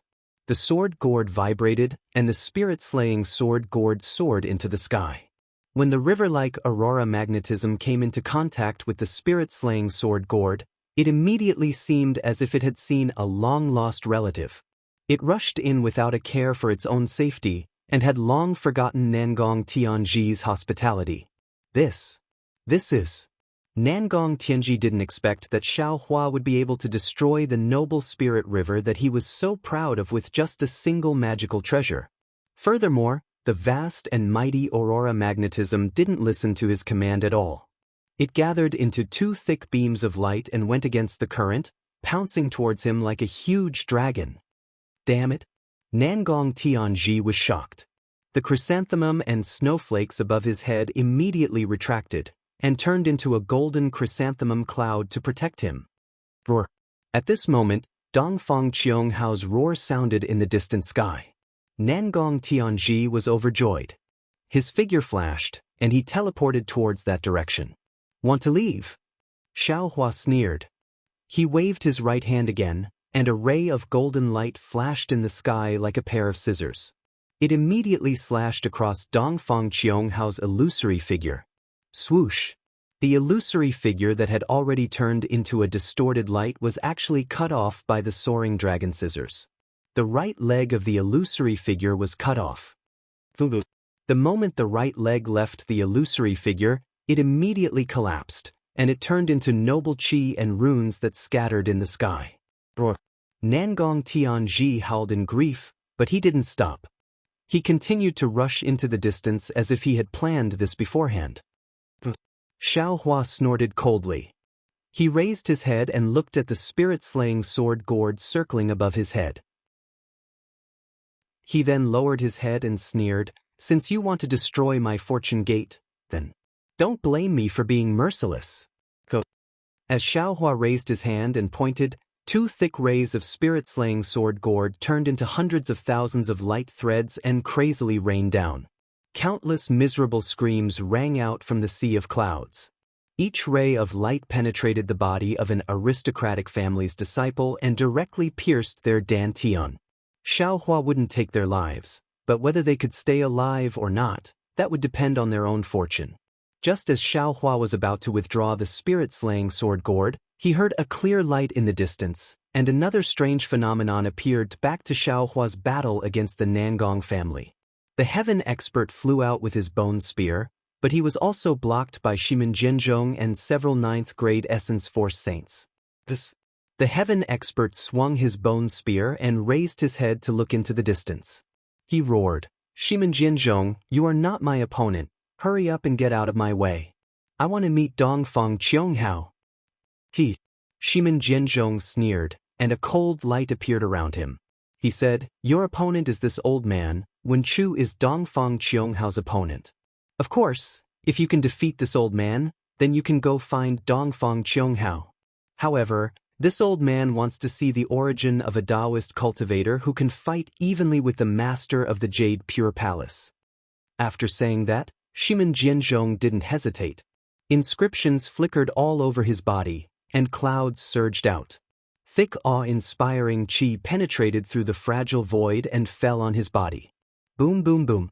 Shimin Jianzhong's body trembled, and layers of sword light bloomed like flowers. Every layer of sword light was accompanied by a sword intent. It was either life and death, or austere, or bloody. This sword intent enveloped an area of several hundred li in just a moment. As this sword intent surged out, the bodies of the several saints of literature also glowed with sword light. Not to mention that their limbs were as sharp as flying swords, even the gaze in their eyes was like a sword. So it's a sword cultivator. The heaven expert laughed and shouted, "It's not like this old man hasn't fought with sword cultivators before. Come, fight with this old man for 300 rounds. As he spoke, the heaven expert's body swayed, and the blood light on the bone spear surged. A pitch-black demonic dragon emerged from the bone spear, roaring and pouncing toward Shimin Jianzhong. The awe-inspiring qi of the Confucian cultivators had always been the natural nemesis of the devil clan, but correspondingly, the devil qi and the awe-inspiring qi had been rivals since ancient times. Although Shimin Jianzhong activated his sword intent, the demonic dragon's bloody, murderous, and violent intent rushed into Shimin Jianzhong's defense and went straight into his heart. Give it a reward, and thank you for all your support. Chapter 46:19. Seeing that the celestial was so powerful, Shimin Jianzhong was also shocked. He thought to himself, "Damn it, how can this Taoist body cultivator have a demonic weapon?" When he fought with the master of the Jade Pure Palace that day, he didn't use a weapon. Moreover, this demonic weapon is different from ordinary demonic weapons. The bone dragon that was refined into a demonic spear is not an ordinary dragon. The aura of this demonic weapon seems to be innately restraining the righteous aura of my Confucian cultivator. Today's battle seems to be too dangerous, far from what I expected. However, since he was already here, how could Shimin Jianzhong hesitate? He slowly raised his right hand, and a sword light appeared in his right palm like starlight. Then, countless sword cries came from the sword light, and a sword that was overflowing with brilliance began to expand rapidly. This old man will show you what the sword essence of heaven and earth is. Shimin Jianzhong roared proudly, and the huge sword that was 1,000 feet long fell like a falling mountain. The sword hair of the huge sword was like a flood dragon, and the sword essence was like a rainbow. Wherever it passed, the space was split open, the wind was split open, and even the eyes of the celestial were about to be split open. Near Shimin Jianzhong, the literary saints didn't dare to be careless. They opened their mouths at the same time, and a flying sword that looked like a hook rushed out and landed on the arm of the celestial. Wherever the sword light passed, the entire arm turned into a hook. Several people cooperated with Shimin Zhenzhong, and as their bodies swayed, the hooks were like snow, attacking different parts of the celestial. Boom! In the roar, the bone spear pierced the sword light, and the sword light also split the demonic aura of the bone spear. Shimin Zhenzhong was indeed the master of the Shimin family. Wherever the sword essence of heaven and earth fell, the demonic aura was split open, and the demons hidden in the demonic aura were all split in half. In the bloody light, the body of the bone spear was revealed, and a shallow notch appeared on the scales of the bone dragon's back. The gigantic sword formed by Shimin Zhenzhong's sword beam was also swallowed by the bone dragon after it slashed down. Kakaka. With a crisp sound, the entire gigantic sword was shattered into pieces by the demonic light. Although each fragment struggled to transform into tens of thousands of small flying swords, before the flying swords could take form, they were shaken into inscriptions by the bone spear and scattered into the void. Kakaka. At the same time, several sounds of metal and stone rang out. Several sword shadows flashed past the celestial's back, waist, and ribs, and a series of golden lights splashed out. Awa. The celestial seemed to be in pain and roared in the air. That's all there is to it. Shimin Zhenzhong looked up to the sky and laughed, saying, "This old man thought you were very powerful, but it seems that you are just a guy who is strong in appearance but weak in reality.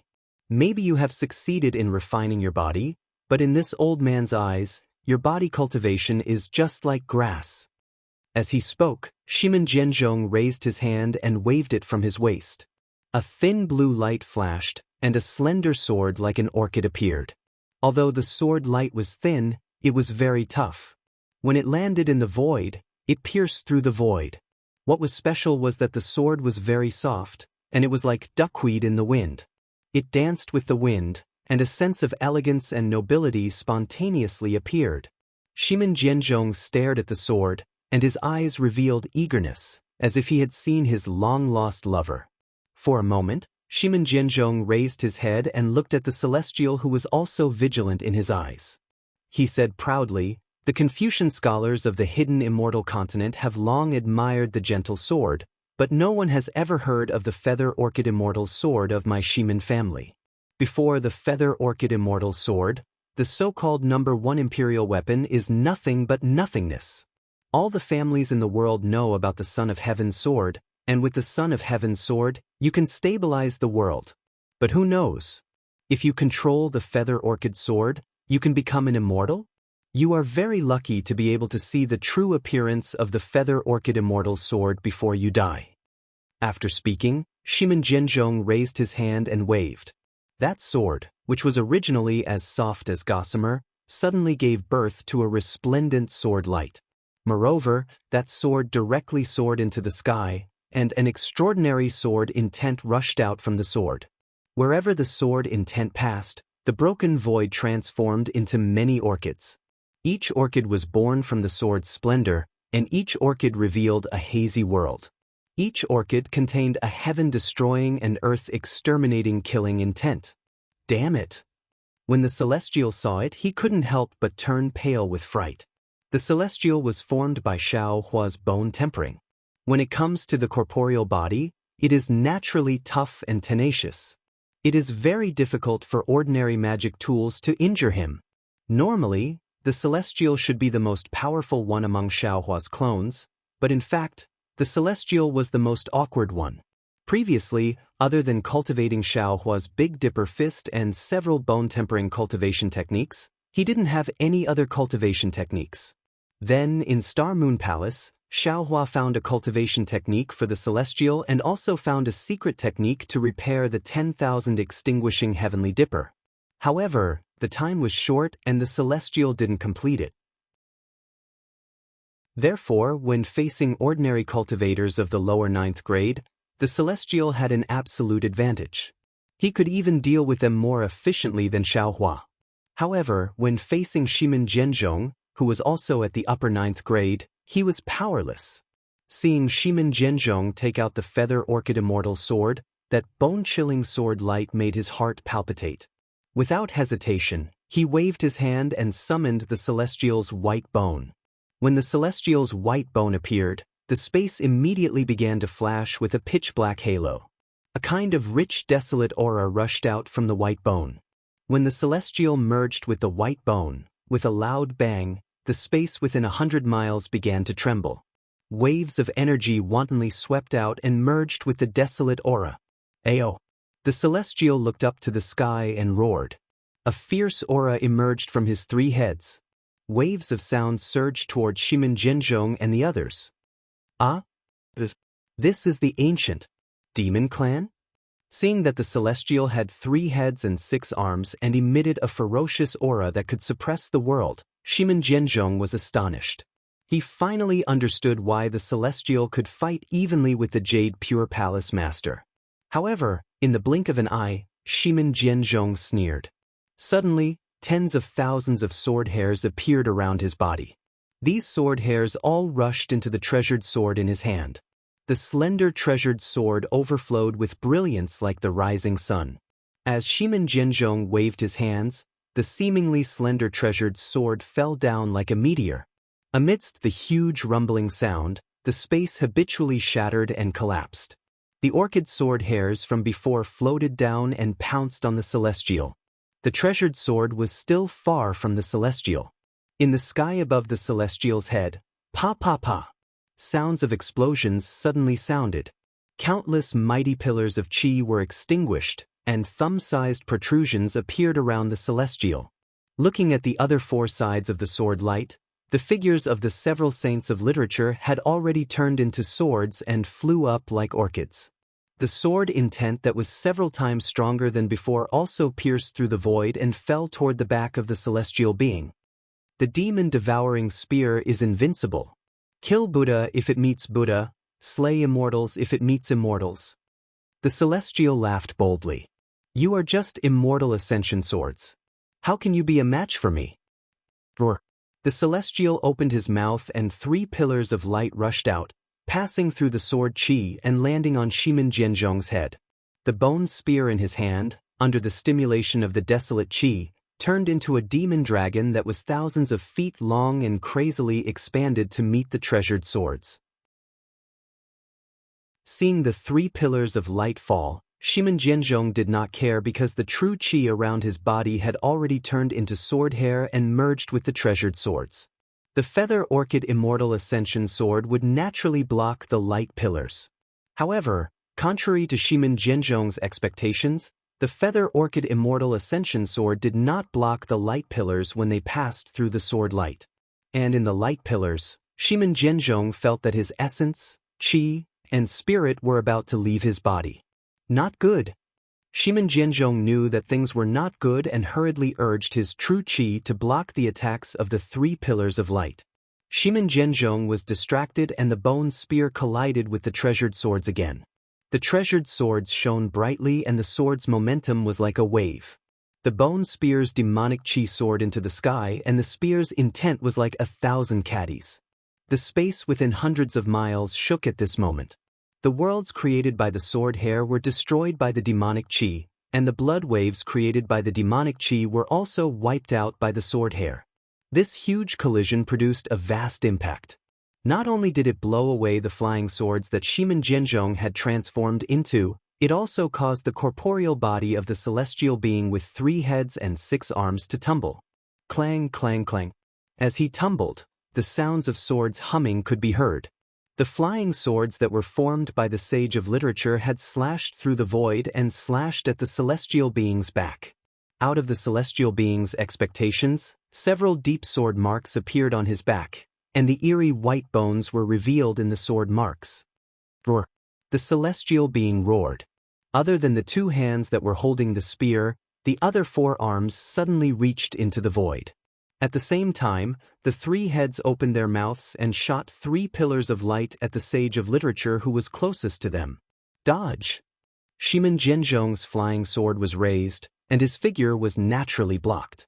He saw the celestial being's arms falling into the void and immediately felt that something was wrong, so he hurriedly shouted, Moreover, he bent his body and forcefully channeled his sword. The sword turned into a ray of light and also disappeared into the void. The sage of literature who received the warning were alarmed and quickly dodged. Crack, crack, crack. Just as they were about to dodge, the celestial being's 4 arms reached out from the void and hit their shadows. With a crisp sound, several sword rays were shot down, and the sage of literature's secondary bodies were also slightly shattered. However, the sage of literature who was closest to the celestial was not so lucky. The 3 pillars of light worked together and struck the sage of literature's sword rays with lightning speed. The sage of literature didn't even have time to scream before the brilliance of his secondary body was instantly extinguished, and he fell from the sky. Poof! The celestial being succeeded, but Shimin Jianzhong's Feather Orchid Immortal Ascension Sword also arrived at the same time. This sword that was even thinner than a thin thread easily pierced the celestial's heart and almost came out of his body. The sage of literature couldn't help but cheer when he saw the celestial being stabbed. At this time, boom! Behind the sage of literature, a violent wind suddenly rose. The celestial's hands that were holding the spear had unknowingly abandoned it and were now reaching out from the void and grabbing the backs of 2 sage of literatures. The 2 bloody hands even came out from the chests of 2 sage of literatures. Give it a tip, and thank you for all forms of support. Chapter 46:20. The celestial's other 2 legs didn't stay idle either. Like Xiaohua, he kicked the other 2 literary saints in the back. After the 2 literary saints' backs caved in, they fell from the sky. Damn it! Shimin Jianzhong couldn't help but gnash his teeth when he saw the celestial kill 5 literary saints right in front of him. However, what surprised him even more was that there was no blood flowing out from where the Feather Orchid Immortal sword pierced. The celestial only gritted his teeth in pain but didn't seem to be killed at all. He growled. The celestial sneered and grabbed the sword in his chest. Can't you see that I have 3 heads and 6 arms? I have 3 hearts. The celestial grabbed the sword and thunder rumbled. The entire Feather Orchid Immortal sword was controlled by lightning. Shimin Jianzhong was shocked. He hurriedly waved his right hand and the flexible sword in the lightning turned into nothingness. Roar. At the same time, Dongfang Qionghao's roar came from the distant sky. Shimin Jianzhong was startled. He looked at the remaining literary saint and teleported toward him. Ha! Seeing Shimin Jianzhong escape, the celestial didn't chase after him. Instead, he looked at that panic-stricken literary sage and strode towards him. Don't come here.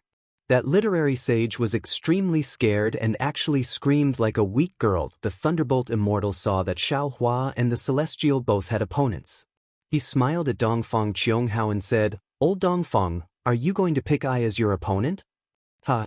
Dongfang Qionghao looked up to the sky and laughed. The Thunder Immortal is very famous. He killed many of our Confucian cultivators in the soaring Dragon Mountain range. This old man shrank back when I saw the lightning. I didn't dare to fight the immortal. Your opponent is Baiming Chouqing. Dongfang Qionghao's eyes flashed with golden light. He looked at Wen Chu and said, "Literary Star Palace Master, can you fight with me?" Fight. Wen Chu's expression did not change, but a complicated emotion flashed in his eyes as he replied.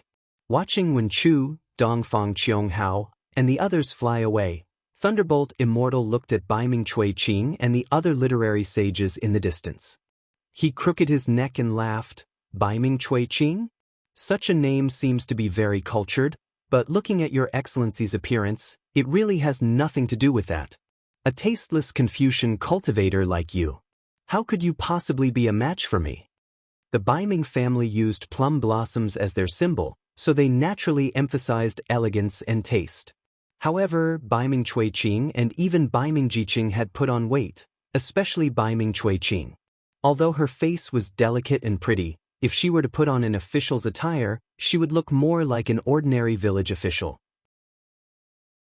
How could she have the demeanor of the patriarch of the 4 great families whose name shook the world? Previously, Baiming Chouqing had also used a cultivation method to temper her corporeal body, but she originally had this kind of physique. Admittedly, the cultivation method had a certain effect, but how could it be more convenient than transfiguration? However, if she transfigured her body, Bai Ming Chui Qing would be somewhat disdainful.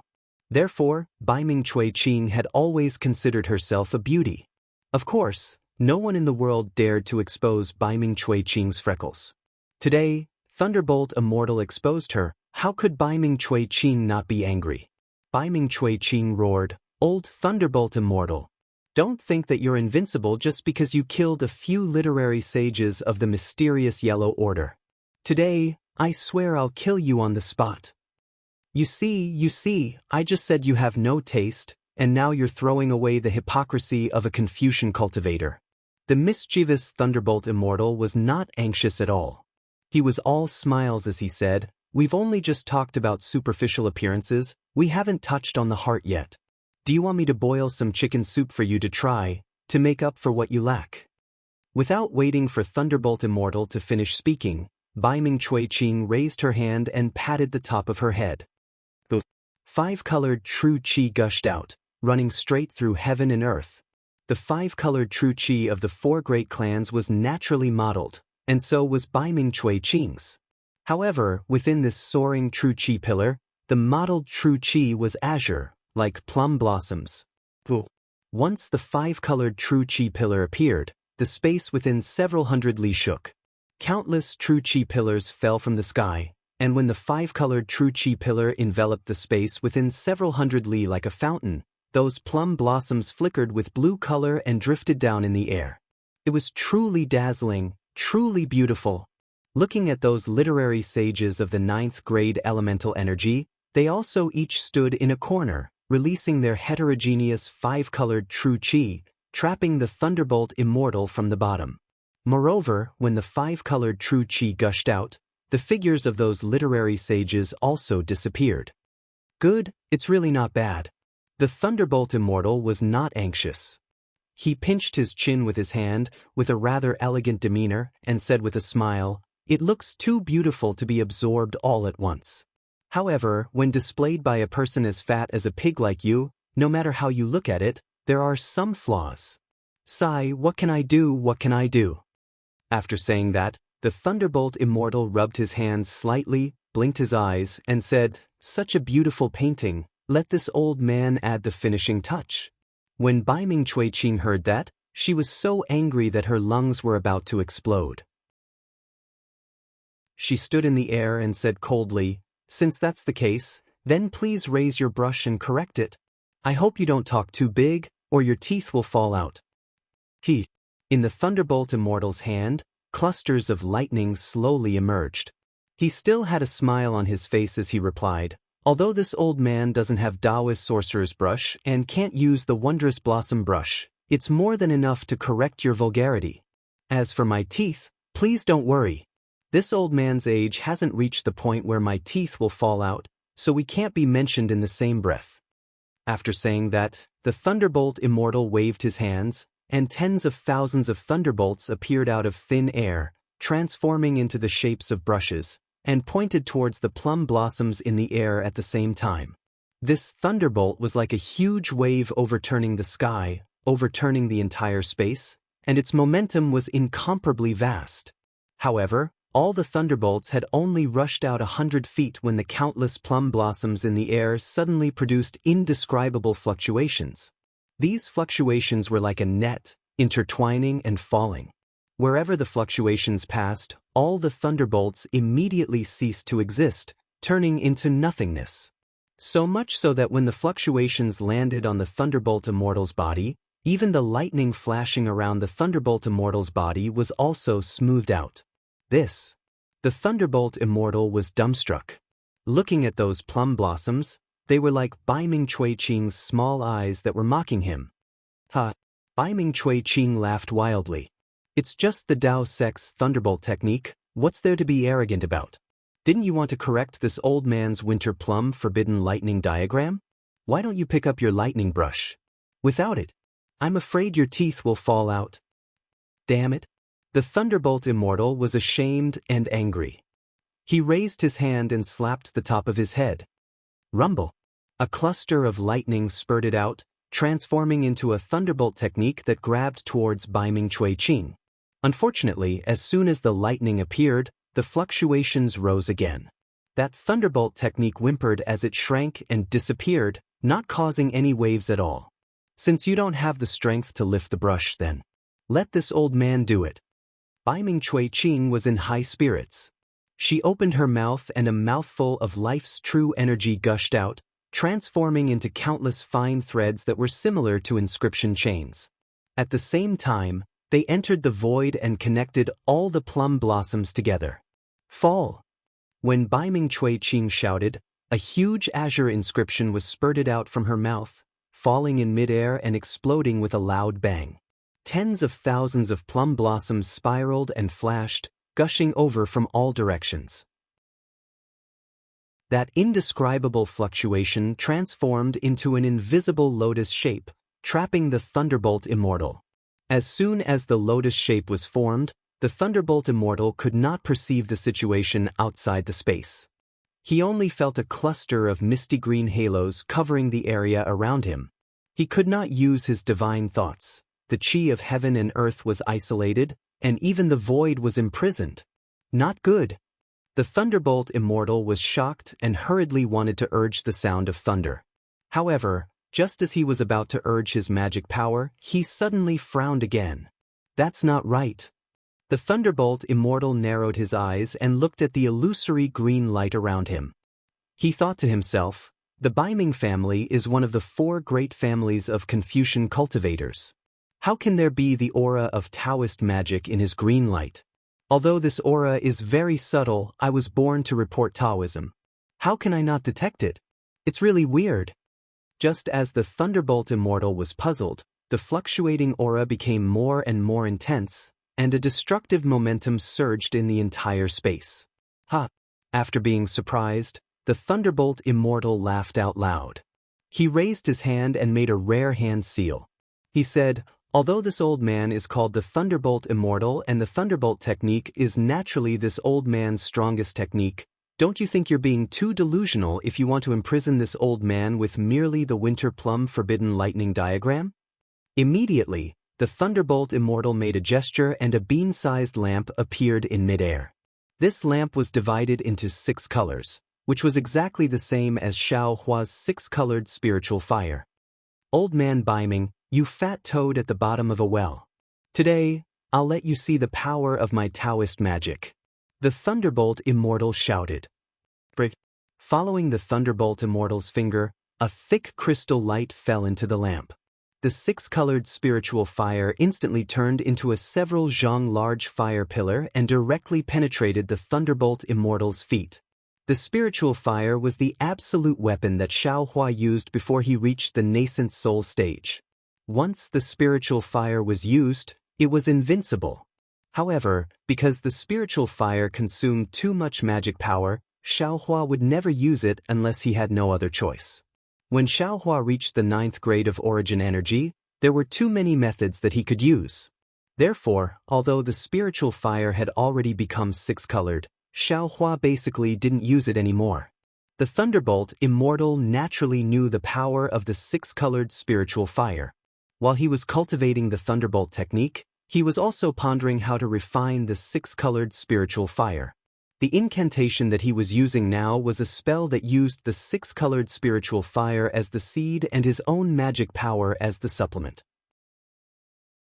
This spell was purely of the fire attribute and didn't consume much magic power.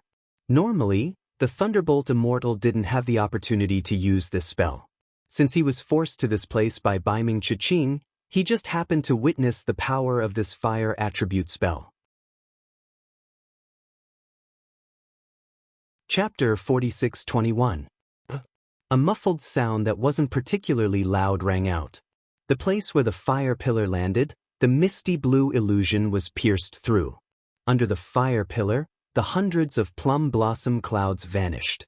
The forbidden thunder diagram of the winter plum blossom had been easily destroyed by the Thunder Immortal. What kind of fire is this? Baiming Qing looked at the fire pillar in a daze and cried out, "How can an ordinary fire break my green lotus?" At this point, Baiming Qing's expression changed greatly. He hurriedly raised his hand and grabbed. A huge hand of several miles in size fell from the sky. He shouted angrily, "Damn it! How can you bully the weak like this?" Seeing that the fire pillar had broken through the imprisonment, the Thunderbolt Immortal's figure swayed and immediately landed at the flaw. He reached his hand into the fire pillar.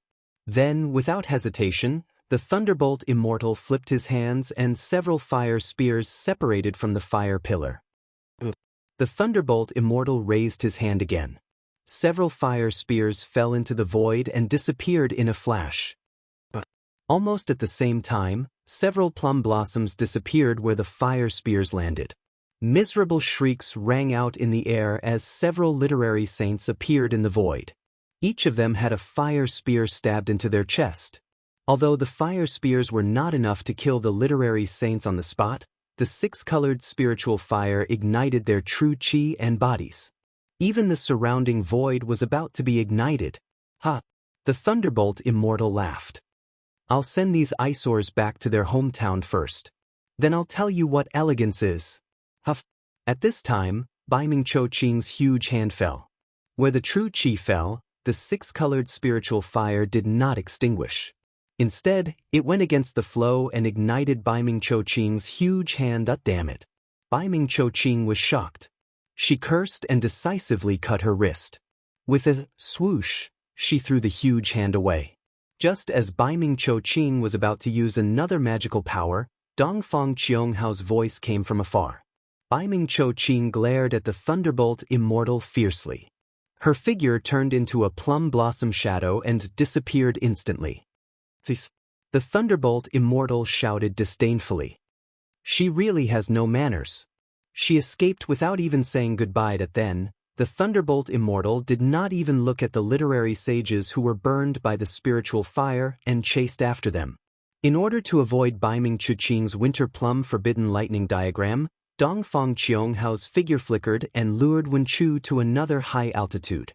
At this moment, Chao Mu Ya's heavenly light split in two, and the sky was once again covered in a faint greenish gray. Layers of earth, fire, wind, and lightning roared in the sky, and the clouds that approached Chao Mu Ya were shattered into pieces. Wen Chu landed and looked at Dongfang Qionghao, who was on guard in the distance. His eyes flashed with worry. He looked around and sighed. "We Confucians have written many poems. Other than Immortals at the Magpie Bridge, this old man likes Song of Tomorrow the most." Then, Wen Chu didn't dare to look at Dongfang Qionghao's confusion. He started to recite. "Tomorrow comes after tomorrow, how many tomorrows are there? I am waiting for tomorrow, and all things are wasted. If the people of the world are tired by tomorrow, spring will pass and autumn will come, and the old will come." In the morning he looked at the east flowing water, in the evening he looked at the west setting sun. How much could tomorrow be in 100 years? Please listen to my Song of Tomorrow. When he finished reciting, Wen Chu continued, "Looking at Chao Mu Ya, this old man suddenly feels that time is passing quickly. Day after day, day after day, day after day, day after day. A day is but a blink of an eye. How much time is there in a person's life? Why do we not do meaningful things and only do boring things?" Dongfang Qionghao naturally didn't know that Wen Chu's feelings had just been born, and he was looking at the world with his own ignorant eyes. However, when he saw that Wen Chu didn't make a move, he waved his hand, and the literary sages disappeared and landed in various places. "The master of Wen Chu Palace is quite refined." Dongfang Qionghao smiled. "Although this old man has never seen you before, I know that you are a refined person after seeing you today. You are completely different from that bastard Gauchen. However, to be honest, I, Jian Zhong, and the others might not be any better than Gauchen. Perhaps we were like you in our early years, and we used to make tea with clear spring water and red mud to make wine. However, now that we are in your position, we have already treated our previous lives as our ideal." At this point, Dongfang Qionghao sighed. "Actually, sometimes this old man also wants to be like you, to throw away these shackles, or to find a desolate mountain to cultivate in peace, or to find Gauchen to become the master of some palace and live a leisurely life. However, if this old man takes half a step back, others will take a step forward. My Dongfang family's thousands of years of foundation may become someone else's. This old man has taken over this heavy responsibility from my ancestors, and I can't slack off. My fate has already been decided when I took over the position of master. To be honest, this old man doesn't think that the four great families will win today's battle. When Chu retracted his gaze and looked at the disciples who were fighting beneath his feet, he said, "You don't know enlightened Master Zhao's background at all. Don't you think that it's not worth it to make both sides suffer for the 5 Qis unification art? There are some things that must be done. Even if the price is high, this old man will still do it." Dongfang Qianghao replied. "However, there are some things that cannot be done. Even if there is no price, this old man will not do them. The 5 Qis unification art is extremely important to our 4 clans. We must obtain it at all costs." When Chu sneered, "If this old man told you that you didn't need to do so much, you wouldn't need to set up such a trap. This old man already told you when I gave the 5 Qis unification art to immortal Emperor Gaochen. I'm returning it to the Confucian cultivators, not the immortal palaces. It won't be long before the 5 Qis unification art is made public on hidden immortal continent."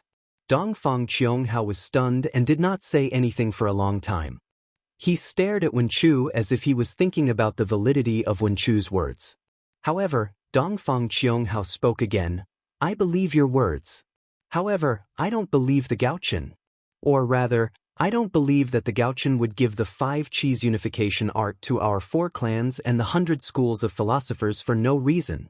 Moreover, I can tell you with certainty that if you don't make the 5 Qis unification art public, then your so-called return of the 5 Qis unification art to the Confucian cultivators is nothing more than a joke. You're only using the 5 Qis unification art to give yourself the title of Confucian Immortal Master, the Master of the Literature Star Palace." When Chu shrugged helplessly, "This is all I can do. You can do even more." Dongfang Qianghao smiled. "You can give the 5 Qis unification art to our 4 clans and work together with us." Dongfang Qianghao hesitated for a moment before continuing. "I can even promise you that if possible, our 4 clans can recommend you to be the immortal emperor of the immortal palaces." When Chu knew that Dongfang Qianghao was trying to bewitch him, he shook his head. "How can I be the immortal emperor with my temperament? If I wanted to, why would I give the 5 Qis unification art to immortal Emperor Gaochen?" Dongfang Qianghao remained silent. When Chu pondered for a moment before continuing, "When I gave the 5 Qis unification art to immortal Emperor Gaochen, we had an agreement. That's why I can't give the 5 Qis unification art to the 4 clans. However, if the 4 clans agree, I'll discuss it with Taoist Master Xiao and come up with a foolproof plan." Although Wen Chu didn't say that Xiaohua could give the 5 Qis unification technique to the 4 great families, Dongfang Qianghao knew from Dongfang Yushan that Xiaohua also knew the 5 Qis unification technique, so he understood. However, Dongfang Qianghao rejected Wen Chu's offer and shook his head. "There's no turning back now. Unless Taoist Master Xiao hands over the 5 Qis unification art now." That's why. Wen Chu smiled wryly. "Even if you know this is immortal Emperor Gaochen's plan, you still have to step in." "Yes. There are many things in this world that are beyond one's control." Dongfang Qianghao nodded. "Just like now, I know you're a gentleman and want to befriend you, but I still have to think of a way to capture you." As he spoke, Dongfang Qianghao slapped the top of his head, and a large, crystal-clear, multicolored hand appeared out of thin air and grabbed at him. Wen Chu also unleashed a 5-colored hand. Although the hand was not solid, its color was pure, and as it passed, Dongfang Qianghao's shackles were swept away. Wen Chu sighed. "When it comes to Confucian techniques, you are no match for me." Boom! Wen Chu's hand clashed with Dongfang Qianghao's. Under the huge force, Dongfang Qianghao's hand crumbled into pieces of runes while Wen Chu's hand was still there and quickly restored. Dongfang Qianghao wasn't surprised at all. He narrowed his eyes and said, "It's too early to talk about this." Sure enough, at the place where the 5-colored hands landed, a green bamboo shoot appeared. Puff! Dongfang Qionghao's true qi flowed into the bamboo shoot and it suddenly turned into a huge bamboo tree. It was green and glistening. This is... When Chu didn't understand. The hand that hadn't recovered reached out again. Wherever Wen Chu's large hand landed, the bamboo swiftly turned into a grayish-yellow color. Numerous pale yellow bamboo flowers slowly grew on them. Once these bamboo flowers were revealed, inscriptions suddenly appeared in the previously untraceable sky. These inscriptions faded under the pale yellow color of the bamboo flowers, transforming into numerous colorless bamboo flowers. A faint aura of death quickly spread around. When Chu raised an eyebrow, he seemed to understand something. Whoosh! Tens of thousands of colorless flowers suddenly bloomed and Wen Chu's hand withered. All of his true qi flowed into the flowers. At the same time, the aura of death surged towards Wen Chu like a tidal wave. Wen Chu activated his true qi and the five-colored light quickly faded under the aura of death. The inscriptions were wiped out by the aura of death. Give it a tip, and thank you for all your support.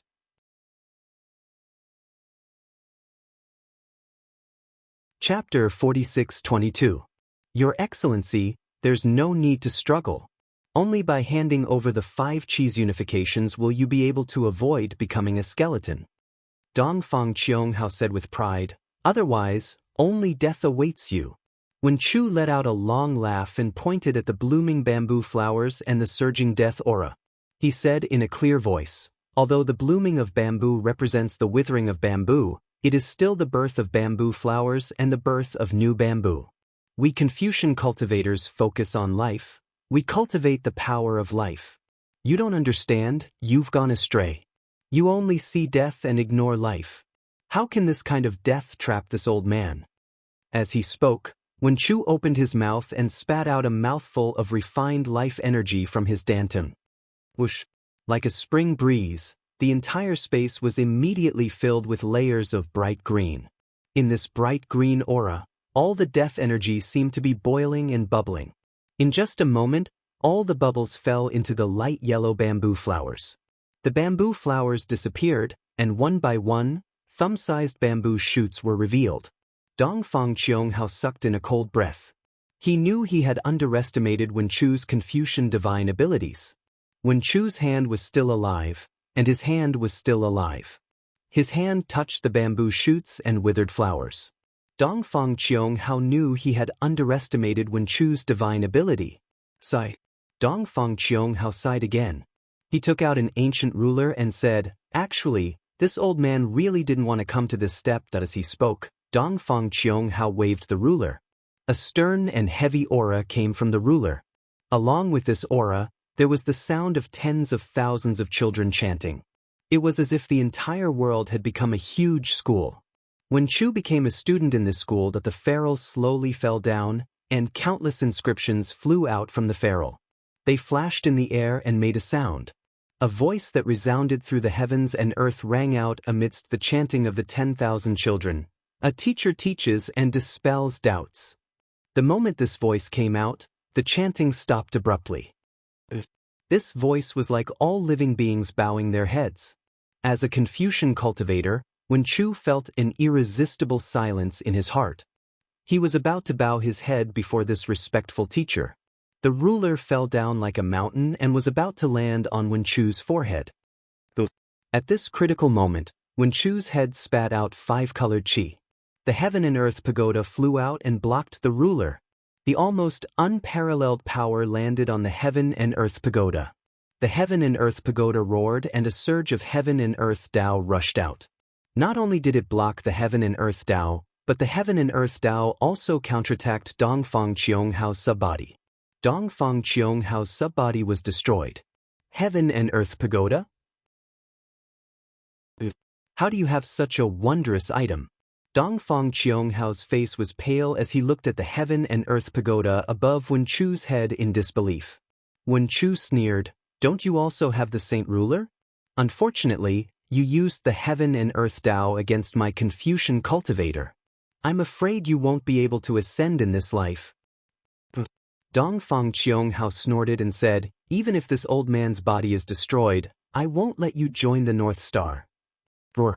Dong Fang Cheong Hao roared and the sound waves spread in all directions. Dong Fang Cheong Hao raised his hand and the sound waves landed between his eyebrows. Shwa. A clear light appeared between Dong Fang Cheong Hao's eyebrows. Words flew out and formed lines of poems in the air. The lines of poems condensed into articles, and the articles condensed into scrolls. When the scrolls opened, a soft voice sounded. Although the voice was soft, it was deafening to Wen Chu's ears. Wen Chu was confused at first, but when the voice recited a few lines, Wen Chu's forehead shone with a clear light. Wen Chu suddenly realized what was going on. However, before Wen Chu could do anything, four distorted figures flashed in the sky. Shimin Jianzhong, Nangong Tianji, and Baiming Chuqing arrived at the same time. The three of them stood in the air and raised their hands to point at their own forehead. Similar clear light spurted out and shrouded the surrounding hundreds of miles. 4 layers of clear light fell, and another strange phenomenon appeared. In the sky within hundreds of miles, endless auspicious clouds and multicolored light appeared. Within the auspicious clouds and multicolored light, there seemed to be many illusory figures. Behind these illusory figures, there were all kinds of strange phenomena, such as dragons and phoenixes, abundant grains, picturesque territories, and so on. Xiao Hua, the thunderbolt immortal, and the celestial being naturally chased after them. However, this clear light was so mysterious that not only did it block the figures of Xiao Hua and the others, even their divine senses couldn't penetrate it. Damn it. Xiao Hua narrowed his eyes and cursed in a low voice. He raised his hand and patted the top of his head. A 5-colored big hand was about to grab him. Boom. Just at this time, a huge vibration occurred in the sky. Like a huge wave, a fluctuation emerged from the clear light. Xiao Hua's 5-colored big hand was instantly shaken into powder. When the light became clear again, the hidden clouds had already disappeared, revealing the situation inside. At this time, inside the clear light, 4 voices recited the scrolls at the same time. The voices were different, and the accents were different. However, where the voices fell, the scrolls began to gather, vibrate, and transform. The mountain of books and the sea of literature swayed, and 4 similar but actually different Wen Chu stars were born from the scrolls. These stars looked somewhat blurry and even somewhat broken, but the Wen Chu aura inside the stars was very strong. Disciple respectfully invites the sage. The 4 family heads bowed at the same time. Another pillar of 5-colored true energy mixed with essence blood fell into the Wen Chu star. Ka-ka-ka-ka. 4 clear shattering sounds came from the sky. As the 4 Wen Chu stars shattered, 4 sages with only half of their bodies were revealed. The moment this saint appeared, tens of thousands of auspicious clouds covered the sky, and thousands of rays of light shone. The sound of the 100 heavy suns rang out, and 10 thunderbolts descended. In this saint's hand, there was another beautiful ink brush. Seeing this, Xiao Hua, who was about to use his divine ability again, smiled.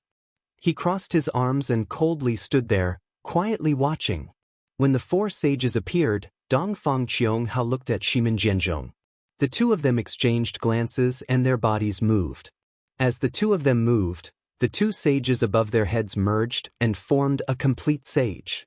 Xiao Hua, who was originally hugging the scrolls to watch the show, suddenly trembled and cried out, Lao. Lao Tzu? Because in the ancient books of Confucianism, it was very clear that Lao Tzu had taught Confucius and could be said to be Confucius' teacher. However, Lao Tzu's disciples and inheritance were not found in the 100 schools of thought. Even when Wen Chu became a Wen Chu star, Lao Tzu's figure was not found in the sages Wen Chu. Lao Tzu could be said to be a sage who had disappeared. No one knew where Lao Tzu had gone. However, at this moment, Xiao Hua actually saw Lao Tzu's sage statue in this place. Xiao Hua really did not expect that the so-called 4 great families were actually Lao Tzu's descendants and inheritance. Xiao Hua was surprised. The 2 sages above Nangong Tianji and Baiming Chuqing's heads were also working together. As Xiao Hua expected, it was another Lao Tzu's sage statue. These two Lao Tzu's sage statues looked exactly the same, but their auras were different. Even the holy sounds coming from their mouths and the holy brushes in their hands were different. Alas! Seeing the two Lao Tzu's sage statues, Wen Chu sighed and said, "Sins committed by the heavens can be forgiven, but sins committed by oneself are the hardest to bear." Then, Wen Chu pointed at the spot between his eyebrows. Swoosh! The same strange phenomenon appeared, but the Wen Chu star that rushed out of Wen Chu's eyebrows was unusually clear, and even the fine lines on it were clear. Wen Chu bowed and said, "Disciple invites the sages to show themselves." Then, without Wen Chu activating his blood essence, the sages who had experienced the sages Wen Chu's sage statues in the ruins appeared again. These sages' sage statues were different. Some of them were human cultivators standing proudly with tall hats and broad belts, and some of them were human warriors standing alone in the wind with golden helmets and silver armors. In their hands, some of them were writing down historical records that had never been recorded, and some of them were writing down memories that had never been recorded in their weapons. No way, right? Dongfang Qiong Hao, Shimen Jianzhong, Nangong Tian, and Baiming Chiqing looked at each other in dismay. Their eyes were wide open, and they cried out in shock. Their mouths were opened so wide that several goose eggs could be stuffed in. At this moment, the two Lao Tzu's sage statues moved. Two ink brushes pointed at the sages, and they shouted in the air, "The Tao that can be said, is not the Tao that under the ink brushes." The sages shouted in unison, "The name that can be named, is not the name of the Hangu Pass." As the sages chanted, the sages' brushes also pointed out. Where the inexplicable waves and light and shadow collided, the two Lao Tzu's sage statues turned into fragments. The clear light that enveloped 1,000 miles of space wrapped these fragments and returned to the spots between the eyebrows of the four clan masters. When the clear light revealed their figures, the four clan masters staggered and almost fell from the sky. They looked at Wen Chu in extreme horror, and their lips trembled. They didn't know what to say. This was because they knew very well that with the prosperity of the human race, education was hard to come by. On the hidden immortal continent, there were many sage scholars, but very few sage scholars. This was because it was too difficult for the sages to choose Wen Chu. Even the powerful immortal palace and the four clan masters could only activate one sage, or even half a sage, to point out the outline of Wen Chu. Although they could step into the realm of sage scholars, the so-called sage scholars were no longer true sage scholars. They could only be called half-sage scholars, or quasi-sage scholars. Chapter 46-23. The clan masters of the four clans were not lacking in their calculations. They activated the holy statues and prepared to use two of the holy statues to kill Wen Chu's holy statue. From what they knew, Wen Chu was most likely a half-saint literary star like them. At best, he could be a complete literary star. They had two holy statues, so they had an absolute advantage. So much so that they even indulged in the wildest fantasy that even if Wen and Chu were double Saint Wen stars, their lousy holy statues were absolutely stronger than Wen and Chu's Saint Wen star. However, they never thought that Wen Chu was actually a double saint literary star. He could even be called a 10,000 saint literary star. How could their holy statues be a match for him? They had lifted a rock and smashed it on their own feet. "Ha, give me your life." Seeing this, the Celestial laughed and waved his bone spear, about to rush over. Rumble. At this moment, something strange happened again. Dark clouds appeared where the earth, fire, wind, and thunder had been. Wave after wave of darkness covered the entire sky. Within the darkness, thousands of specks of starlight came crashing down with the power of the stars and moon. Within a few thousand miles, the space was sealed. Essence energy below the 8th level was like a heavy burden. Not to mention flying, even standing in the air was difficult. Immortal Palace Star River. Immortal Palace Star River. Dongfang Qionghao's face was ferocious. He pointed at the sky and shouted crazily, "Master Shaolei, Master of Literature Palace, take a good look. This is Gaochun's scheme, and also his dark methods. He will only hide behind the scenes and wait for us to fight to the death." Then he will come and reap the benefits. After that, Dongfang Qiong-hao and the other three took out their garrison orders, garrison flags, troop gathering drums, and troop collecting gongs. It seemed like they were going to collect the disciples of the four great families in the abyss. Damn it! Xiaohua scanned with his divine sense and immediately knew that the immortal palace Star River not only had the Star River sand refined by the great craftsmen of the immortal palace Star River, but there was also the Khanate heavy water.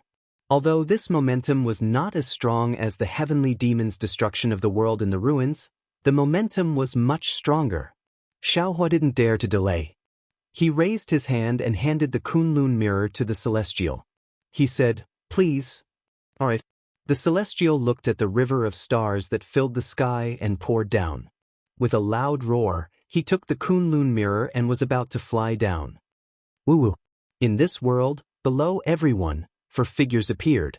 Dongfang Qiong-hao, Shimen Jianzhong, Nangong Tianji, and Baiming Chuqing's figures distorted and crashed into the void. In the blink of an eye, they disappeared. Damn it. The patriarchs of the four great clans actually fled at the last minute and abandoned their disciples? The Celestials stared blankly at the abyss. Most of the hundreds of thousands of disciples from the four great clans were injured, and none of them had been taken into the hidden weapon flag or any other imperial equipment. The Celestial didn't know what to do and shouted, "Fellow Taoist, what should we do now?" At this moment, the heavenly heavy water had already covered the sky and covered the earth. The stellar river sand carried the power of the stars as it poured down in a destructive manner. The void shattered, lightning flashed, and thunder rumbled. Chao Muyo was once again in a state of apocalypse. "Withdraw!" Xiaohua shouted without any hesitation, "First accept Fortune Gate disciples, then the four families' disciples." Hearing this, the Celestial controlled the Kunlun mirror and rushed into the abyss. Xiaohua soared into the sky and shouted again, "Fellow Taoist Wen Chu, quickly summon the mountain river seal or the heaven and earth pagoda and help the Celestial to accept disciples. I will absorb the heavenly heavy water." Unfortunately, Wen Chu turned a deaf ear to Xiaohua's words and only stared at the heavenly palace galaxy with a complicated expression. Damn it! Xiaohua cursed inwardly. Why do things always go wrong at the crucial moment? "Fellow Taoist Celestial," Xiaohua hurriedly shouted, "quickly release fellow Taoist Feng Wu." All right. The Celestial naturally knew that Xiaohua was trying to hide something, so he responded and casually activated the Kunlun mirror. Within the pillar of light, the phoenix parasol spread its wings and flew out. The power of the stars and moon surged out and swept towards the galaxy. At the same time, the star runes around the phoenix parasol's body appeared again. The void was torn apart and countless pillars of light descended. A huge phantom of a phoenix that was 1,000 miles long condensed on the phoenix parasol's body. As it spread its wings, the power of the stars and moon that was even more powerful than the falling galaxy rushed into the sky again. "Starry sky, great sage?" All of a sudden, a clear and melodious voice rang out in the midst of the starry night.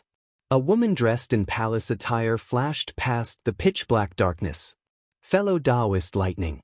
Xiaohua's eyes narrowed. He swept his gaze across the galaxy and ordered, "Go and see who is causing trouble here." Don't worry." The lightning sage turned into lightning and rushed into the sky, shouting, "I love to destroy flowers." At this time, the innate heavy water had already fallen. Feng Wu used the power of the stars and moon to block the stellar river sand, but she couldn't stop the heavy water.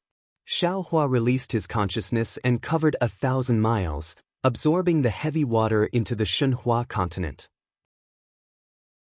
The Immortal Palace's galaxy seemed to be boundless, and the stellar river sands seemed to be innumerable.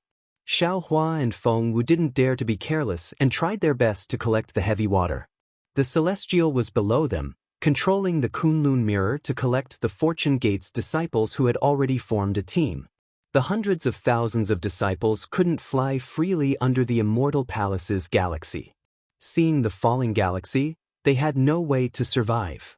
Therefore, when they heard that Xiaohua was willing to save them, They hurriedly formed a team and waited for the Celestial to collect them. Z-la-la. Rumbled strange noises continued to ring out in the sky above Dawn and Dusk Cliff. Space was instantly corroded by the river of stars, and then shattered by the river sand. Fortunately, the heavy water was collected by Xiao Hua, and the river sand was blocked by Feng Wu. The ground wasn't destroyed anymore. Everyone was busy, and only Wen Chu was still standing quietly in the air. Her gaze was fixed on the pitch-black darkness, as if there were endless stories hidden in the darkness. Suddenly, a bolt of lightning flashed in the pitch-black darkness, and then a clear voice shouted, "How dare you? How dare you challenge the 5th princess's honor guard?" What 5th princess and 6th princess? The lightning Taoist's arrogant voice sounded, "I only have eyes for the 9th princess." "You're courting death." That voice was like a silver bell, and it was none other than the voice of the Jasper Flower Palace's immortal envoy, Gu Xianyun. Then, there was the sound of an overwhelming chi pillar rumbling, and then a series of miserable screams rang out. A rain of blood mixed with corpses fell from the pitch-black darkness.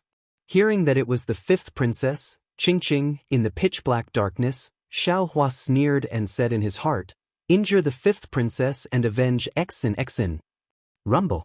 Just as Xiao Hua finished speaking, he saw the lightning above the immortal palace's galaxy, and miserable screams rang out again. Needless to say, it was the lightning Taoist's annihilation.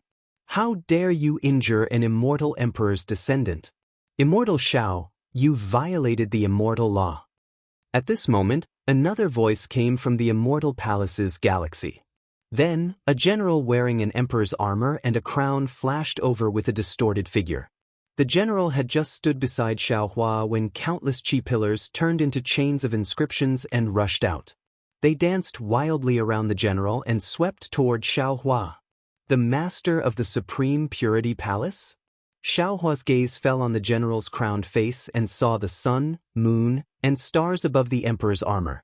How could he not know that this was one of the masters of the 3 Purity Palace, the master of the Supreme Purity Palace that he had never seen before?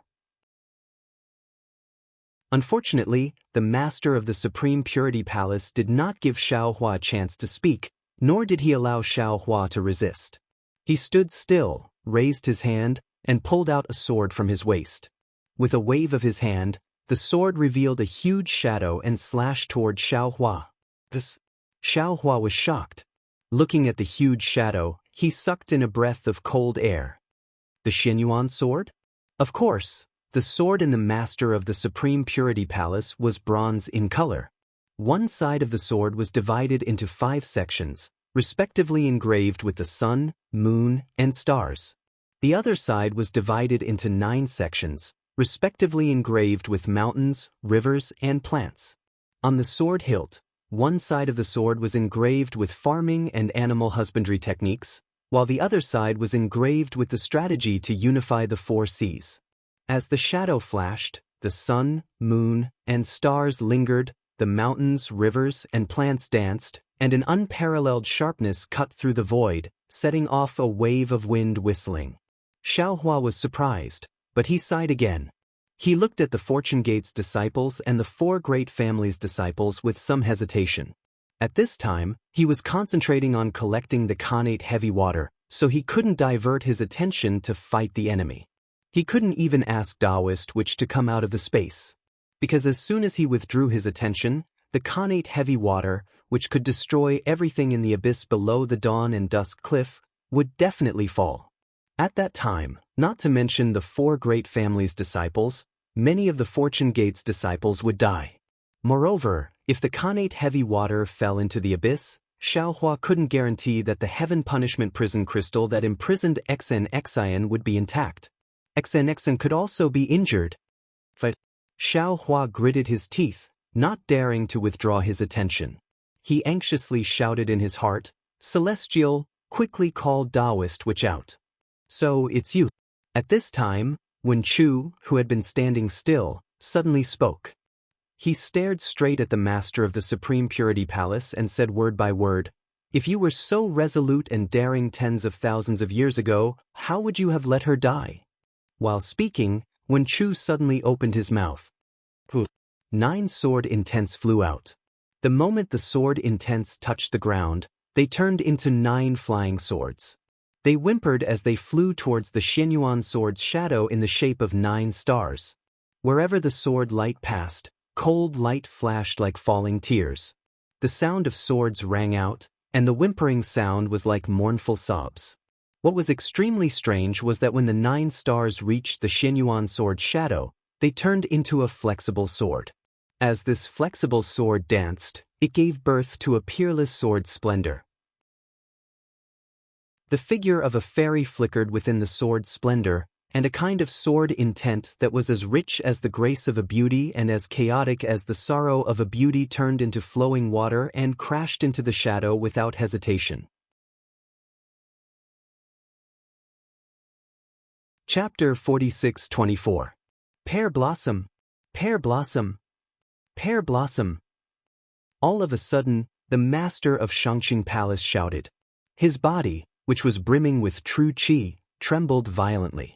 The shadow of the Xianyuan sword, which was chopping down with all his strength, unexpectedly stopped in midair. The shadow of the Xianyuan sword only stopped for a moment, but the sun, moon, stars, mountains, rivers, and vegetation all turned into fragments. The Xianyuan sword in the master of Shangqing Palace's hand flashed with a bronze sword light. This sword light was the result of him forcibly withdrawing his true qi. The sword light was like water, falling back into the body of the master of Shangqing Palace. Boom! A loud sound burst from the surface of the master of Shangqing Palace's body. The crown of the master of Shangqing Palace's crown flew away, revealing the true appearance of the master of Shangqing Palace. Li Xiubai? Xiaohua looked at the appearance of the master of Shangqing Palace and was stunned on the spot. Wasn't this the appearance of Li Xiubai's corpse that Xiaohua saw in the sword cave in the Mo Zhao Black Forest? Damn it, what the hell is going on? Xiaohua groaned, his mind confused. The master of Shangqing Palace didn't pay attention to anything else, only staring at the peerless sword brilliance. Although he had put away the sword in time, how powerful was the Xianyuan sword? How powerful was the 9 stars transit? When the two collided, it was only a moment, but the figure of the beautiful fairy, the unending and chaotic emotions, had already dimmed. Pear Blossom. The master of Shangqing Palace muttered weakly, as if he couldn't even pick up the Xianyuan sword. You. She has already fallen. Wen Chu said faintly from the side, in these 9 sword pills, only some of her grief was left. Now that she has come here again, that grief has also dissipated. Everything began here, and it would also end here. Day and night, it's all yearning cliff. Looking at the fairy's figure turning into smoke, the master of Shangqing Palace suddenly reached out, as if he wanted to grab something.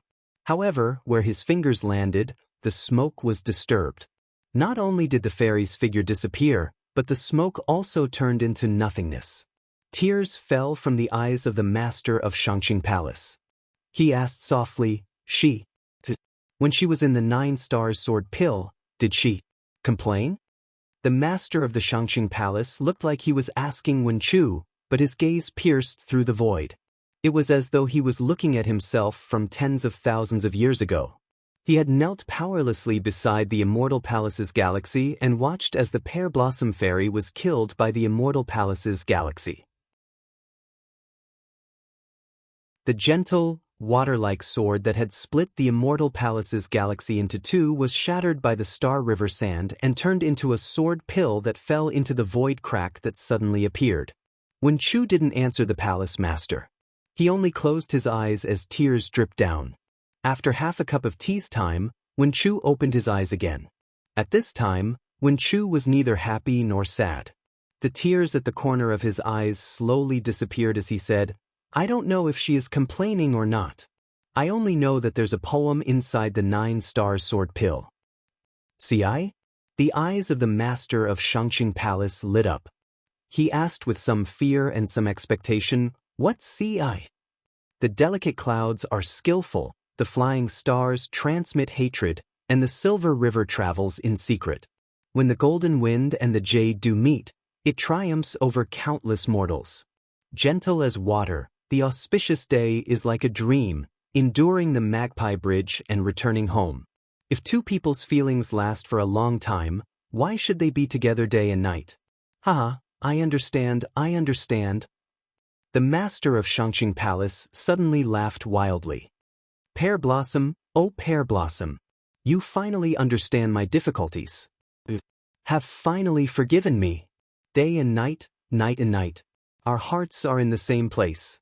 Which part of us isn't day and night? Boom.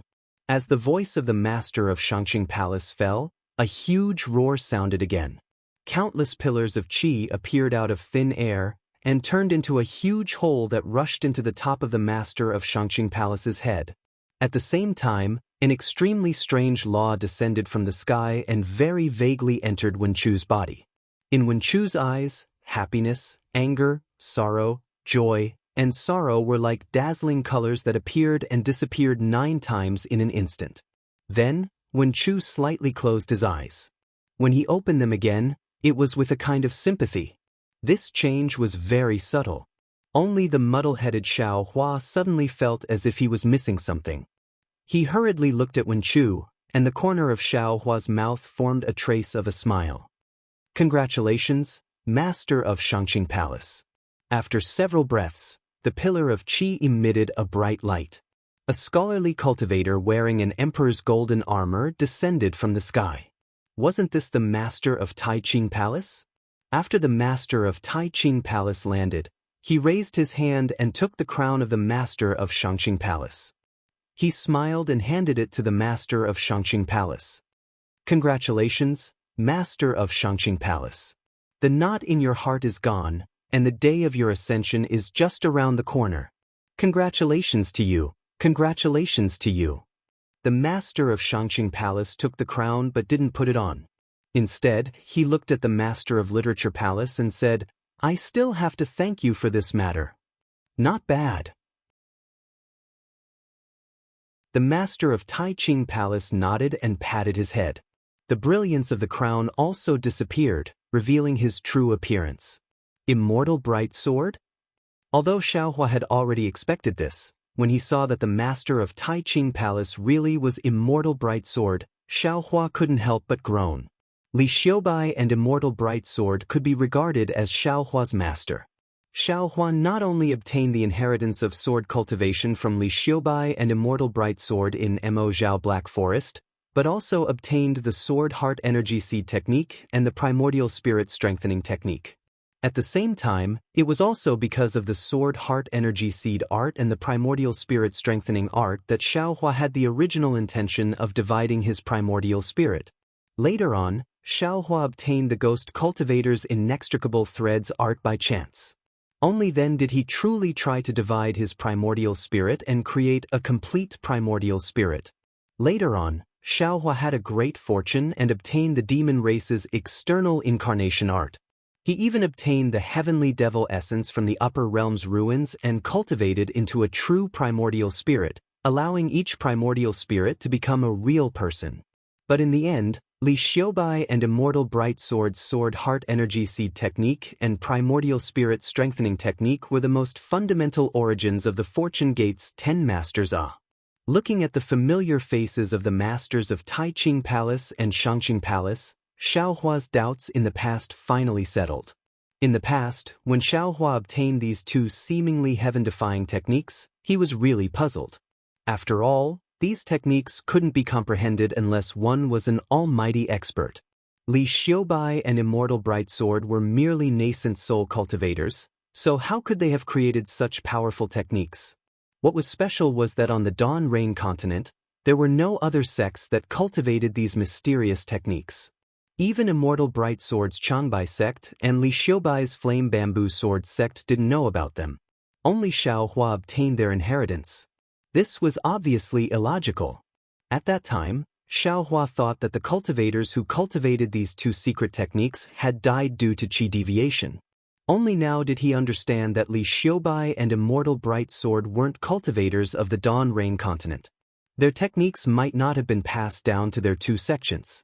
Only the Immortal Palace's Dual Purity Palace Master could have created such a miraculous primordial spirit splitting technique, right? Of course, thinking of this, Xiaohua had another realization. The Sword Heart Energy Seed Technique and the Primordial Spirit Strengthening Technique might not have been created by Li Xiubai and Immortal Brightsword. Perhaps they were techniques that originally existed on the hidden Immortal Continent, or even the 3 continents. Xiaohua's mind was full of thoughts. In just a moment, he immediately woke up and hurriedly told his experience to Wenchu through his mind. At this time, the Tai Ching Palace master looked at Wenchu with a smile and said meaningfully, "Previously, this old man was very surprised. Whether it was from the Immortal Palace's records or our inference, we couldn't find your origin. If you said that you came from the outside world, your techniques are exactly the same as our Confucian cultivators. Only now did this old man know that you came from that place." Wenchu nodded and bowed to the Tai Ching Palace master and the Tai Ching Palace master. This disciple was lucky enough to obtain the legacy of the 2 seniors in the Mo Zhao Black Forest. All these years, I have always been grateful for the 2 seniors' gifts. Today, seeing you, please accept this disciple's master's salute.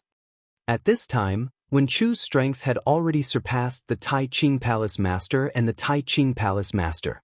The Tai Ching Palace master's previous words were just to get closer to them. They didn't expect Wenchu to actually salute them as master and disciple.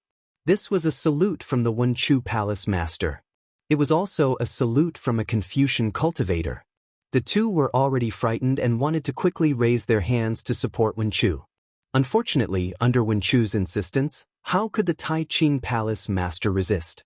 The 2 were surprised but also somewhat helpless and happy.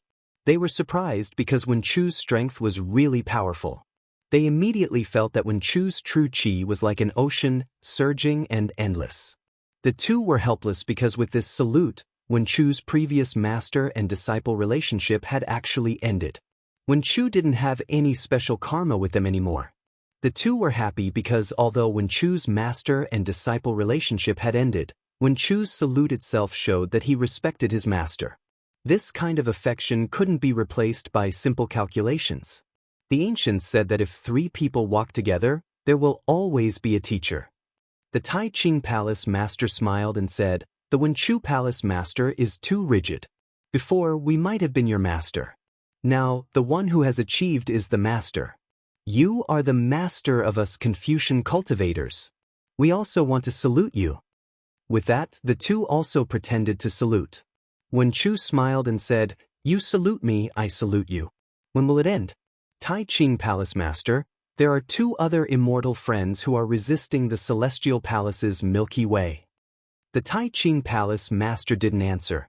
Instead, he looked at the Tai Ching Palace master and asked with a smile, "What do you think?" I have a knot in my heart. Setting up this Milky Way formation can be considered as fulfilling my promise to the Celestial Palace.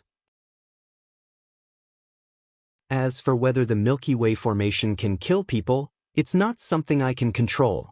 The Tai Ching Palace master laughed and said, "Of course, I can't accept the Milky Way formation.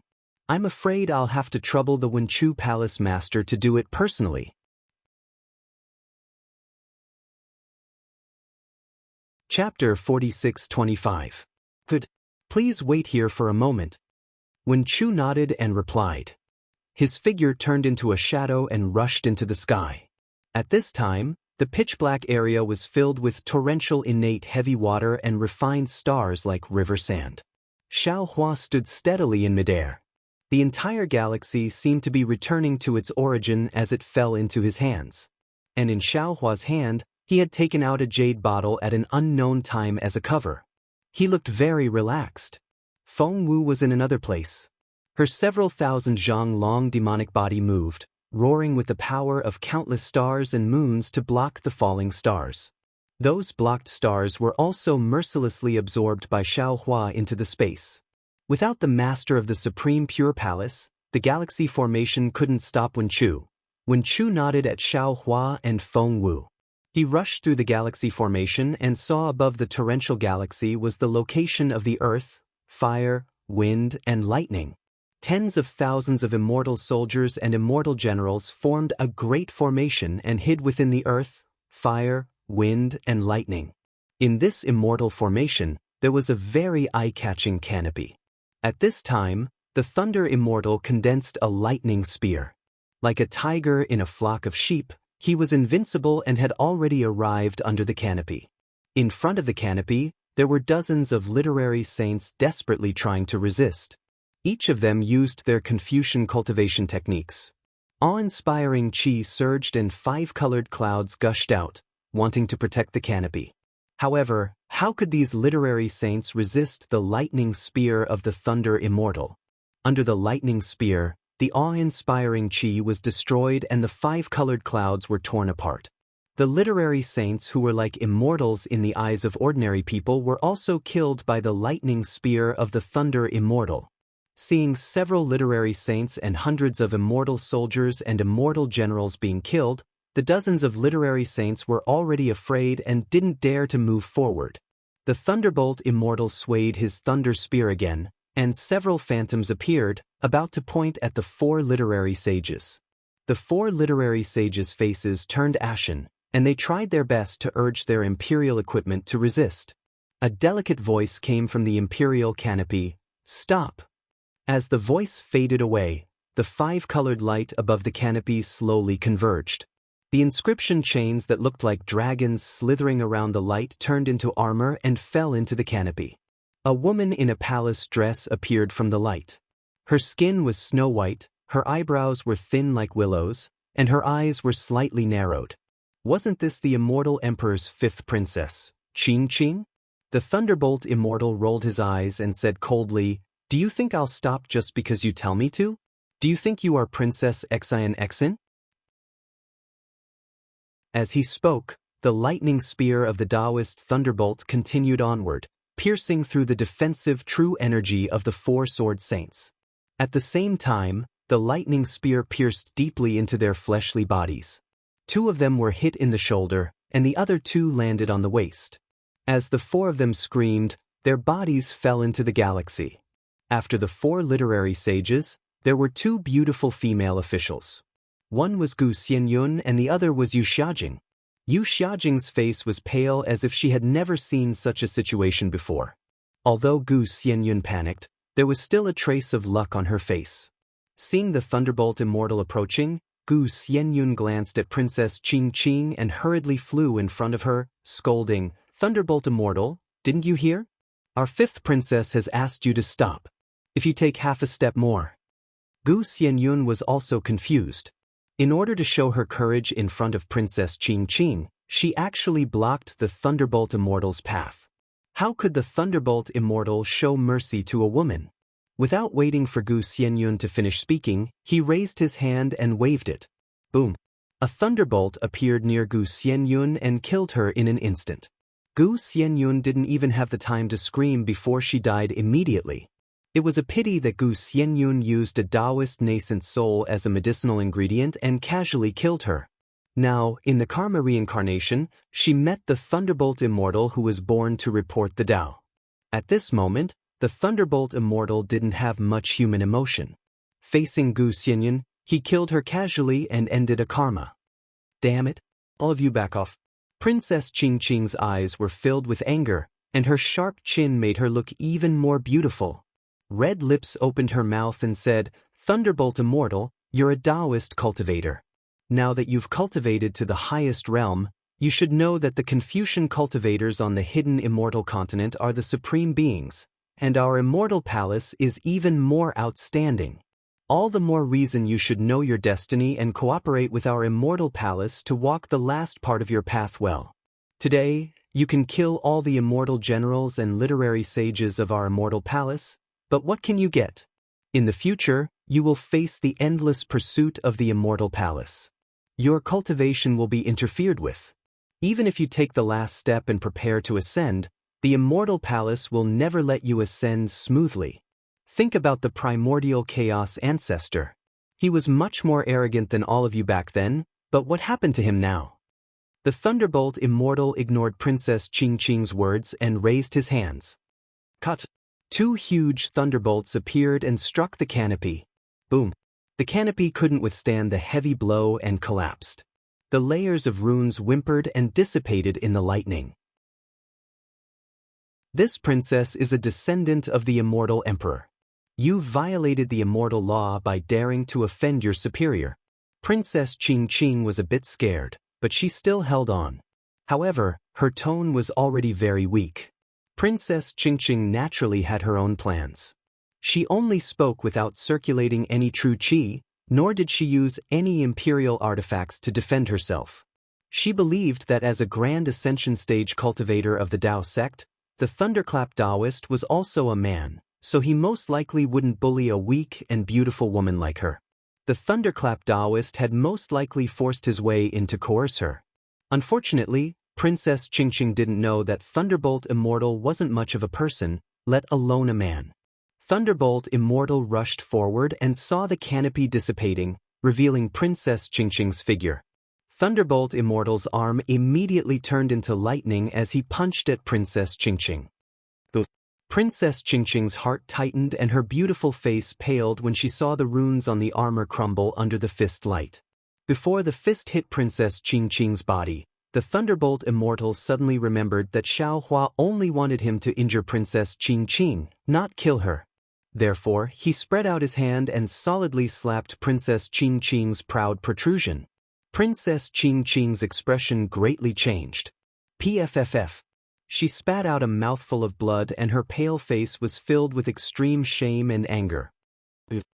Princess Qingqing didn't know what she wanted to say. The place that no man had ever touched was snatched away by a 9th-level elemental energy expert. A feeling that she had never felt before was easily born in this sharp and domineering woman's heart. However, Princess Qingqing didn't have time to deal with this strange feeling. She hurriedly circulated her true qi to heal her injuries while preparing to escape. Fortunately, the Thunderbolt Immortal didn't attack again. Instead, he hovered in the air and stared at Princess Qingqing with sharp eyes, the galaxy formation's disk. The Thunderbolt Immortal was famous for his thunderbolt. His gaze was truly powerful, piercing into Princess Qingqing's heart. In her life, when had anyone given Princess Qingqing such a shock? Who dared to look Princess Qingqing in the eyes so brazenly? Who dared to speak to Princess Qingqing in such an unrestrained manner? Princess Qingqing couldn't help but raise her hand to her chest. Of course, she only raised her hand and immediately put it down. She shrieked, "You killed me with one palm." Unfortunately, before she could finish, the Thunderbolt Immortal reached his hand into her chest and took out an oval-shaped pendant. Princess Qingqing sucked in a breath of cold air. She felt as if lightning had struck her and her entire body was paralyzed. However, what Princess Qingqing couldn't accept was that after the Thunderbolt Immortal took the pendant, he turned around and his gaze didn't linger on her body at all. He turned into a bolt of lightning and flew away. See, the literary saints around the canopy all sucked in a breath of cold air that was even greater than Princess Qingqing's. Moreover, this cold air was enough to freeze them to death. Who in the Immortal Palace didn't know Princess Qingqing's methods? How could they survive after seeing Princess Qingqing being humiliated? However, what happened next made them go wild with joy. Princess Qingqing sat on the clouds and watched the Thunderbolt Immortal's figure turn into lightning. She was silent for a long time. After a while, she gritted her teeth and stood up, shouting, "Let's go!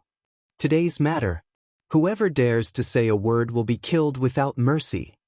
The dozens of literary saints were relieved of a heavy burden. How could they dare to stay here for a moment longer? They either urged their bodies to give orders or stayed far away and let the female officials come over to serve them. The Thunderbolt Immortal handed the pendant to Wenchu. Wenchu breathed out a mouthful of Zhen Qi on the pendant, and the Astral River Grand Array appeared. As the master of the School of Literature, Wenchu could easily break the Astral River Grand Array. By the time the array eye of the Earth, Fire, Wind, and Lightning Grand Array was closed, the heavenly heavy water and astral river sand had disappeared. Wenchu put away the formation disk and it turned back into a pendant. Wenchu casually tossed it to the Thunderbolt Immortal. He looked at it and sniffed it before putting it in front of his eyes again. However, when the Thunderbolt Immortal raised his head and looked at the spatial rift where the Earth, Fire, wind, and lightning resided, he saw Princess Qing Qing's bashful gaze and hateful expression as she gnashed her teeth in hatred. Hee, you still want What's in Eye's hands back? The Thunderbolt Immortal waved his hand proudly and actually drew a thunderbolt heart shape in the air. He laughed inwardly. Even if it's your heart, I won't give it back to you. Give it a tip, and thank you for all your support. Chapter 46-26. Damn it. Seeing the Thunderbolt Immortal's blatant flirting, Princess Qingqing was really angry and anxious. She stomped her feet and wanted to throw a tantrum, but the sage of literature and the female officials had long disappeared from her side. No one dared to approach her when she was about to retreat. With the Milky Way Grand Formation broken, the 1,000-li space imprisonment force disappeared. The remaining several 100,000 disciples of the four families could move again. However, they still stood in the air, maintaining their formation as they looked at the celestial being. Seeing the restriction disappear, the celestial being asked, "Fellow Taoist Xiao, how should we deal with these disciples? Should we kill them all? Or should we just let them surrender?" Xiao Hua pondered for a moment, then smiled and asked Wen Chu, who was descending from the sky, "The Milky Way Grand Formation was broken by fellow Taoist, so let's leave this matter to fellow Taoist."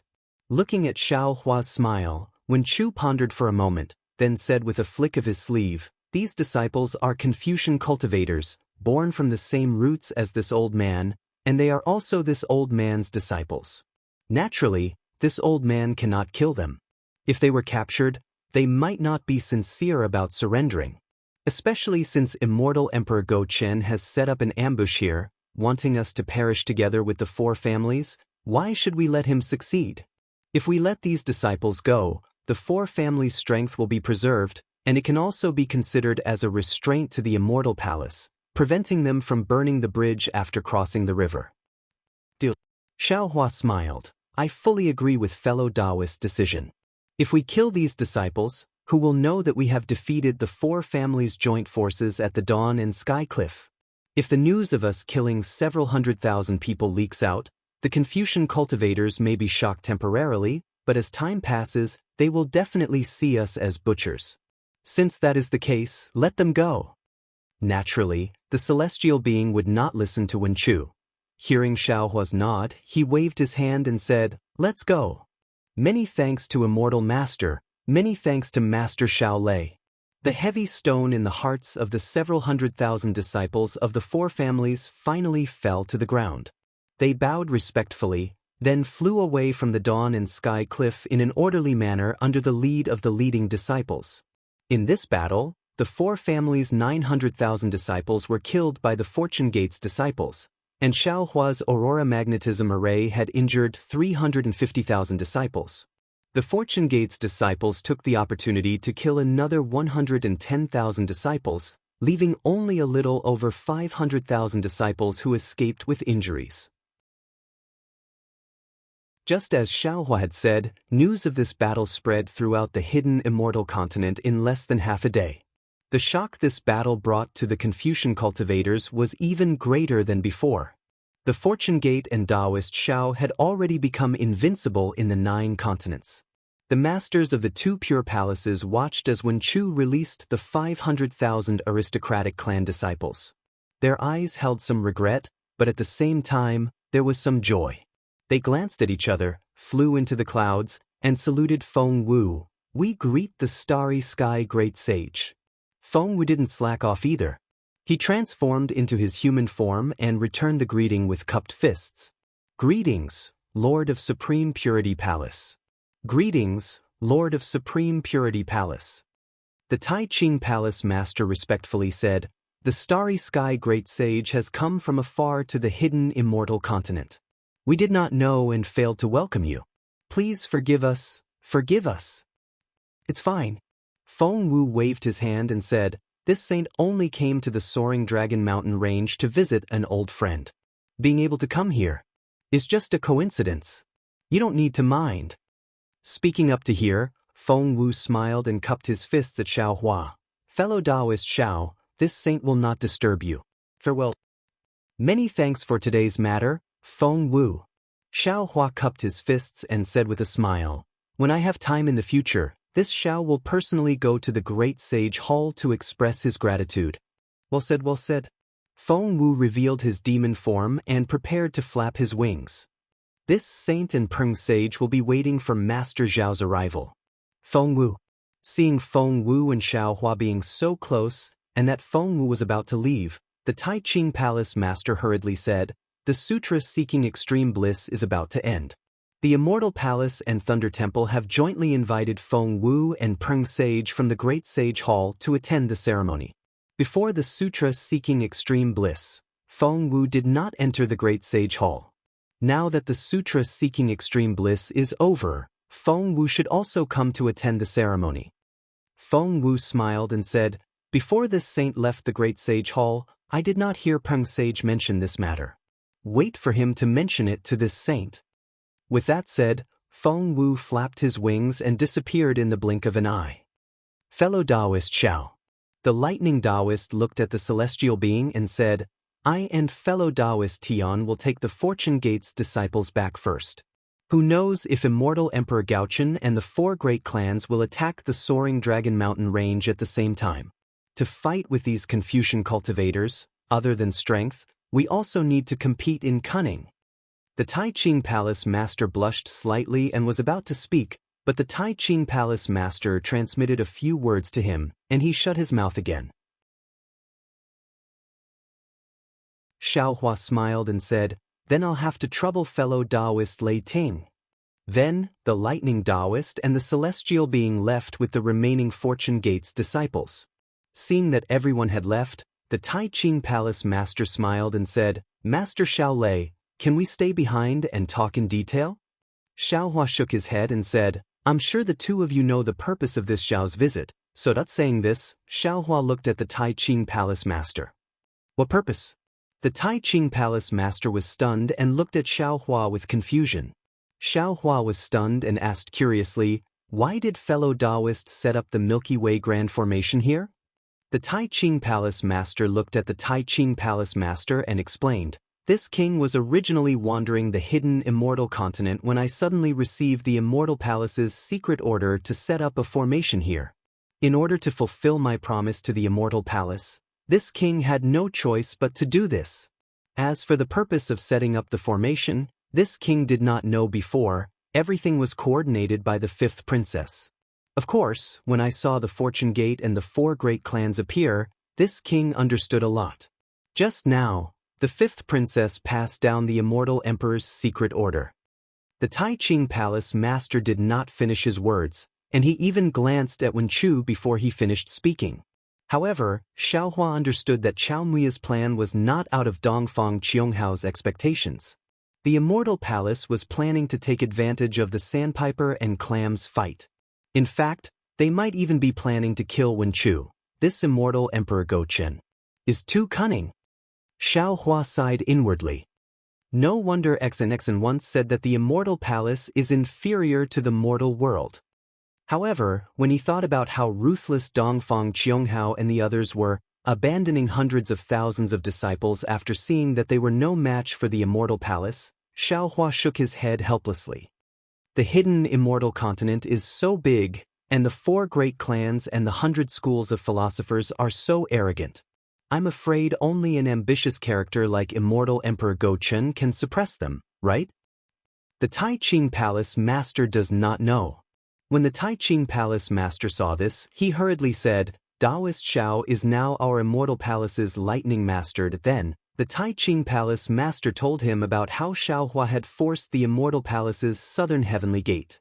The Tai Ching Palace master was a sentimental person, and when he heard that Xiao Hua had attacked the southern heavenly gate for the sake of Xen, his heart was already filled with admiration.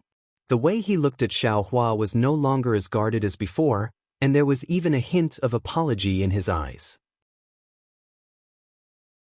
When the Tai Ching Palace master finished speaking, the Tai Ching Palace master bowed and said, "Lightning Master Xiao, this king had no choice. Please forgive me." "Ha, it's fine, it's fine." Xiao Hua hurriedly returned the bow. "The ignorant person is not guilty." Moreover, isn't there a saying that goes no discord, no concord? Good.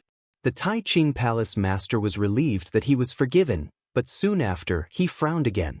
He lowered his head to look at the abyss and said, "Lightning Master Shao, this king was only following orders to set up the formation, and did not know whether the heaven punishment prison crystal where the 9th princess was imprisoned was at the bottom of the abyss.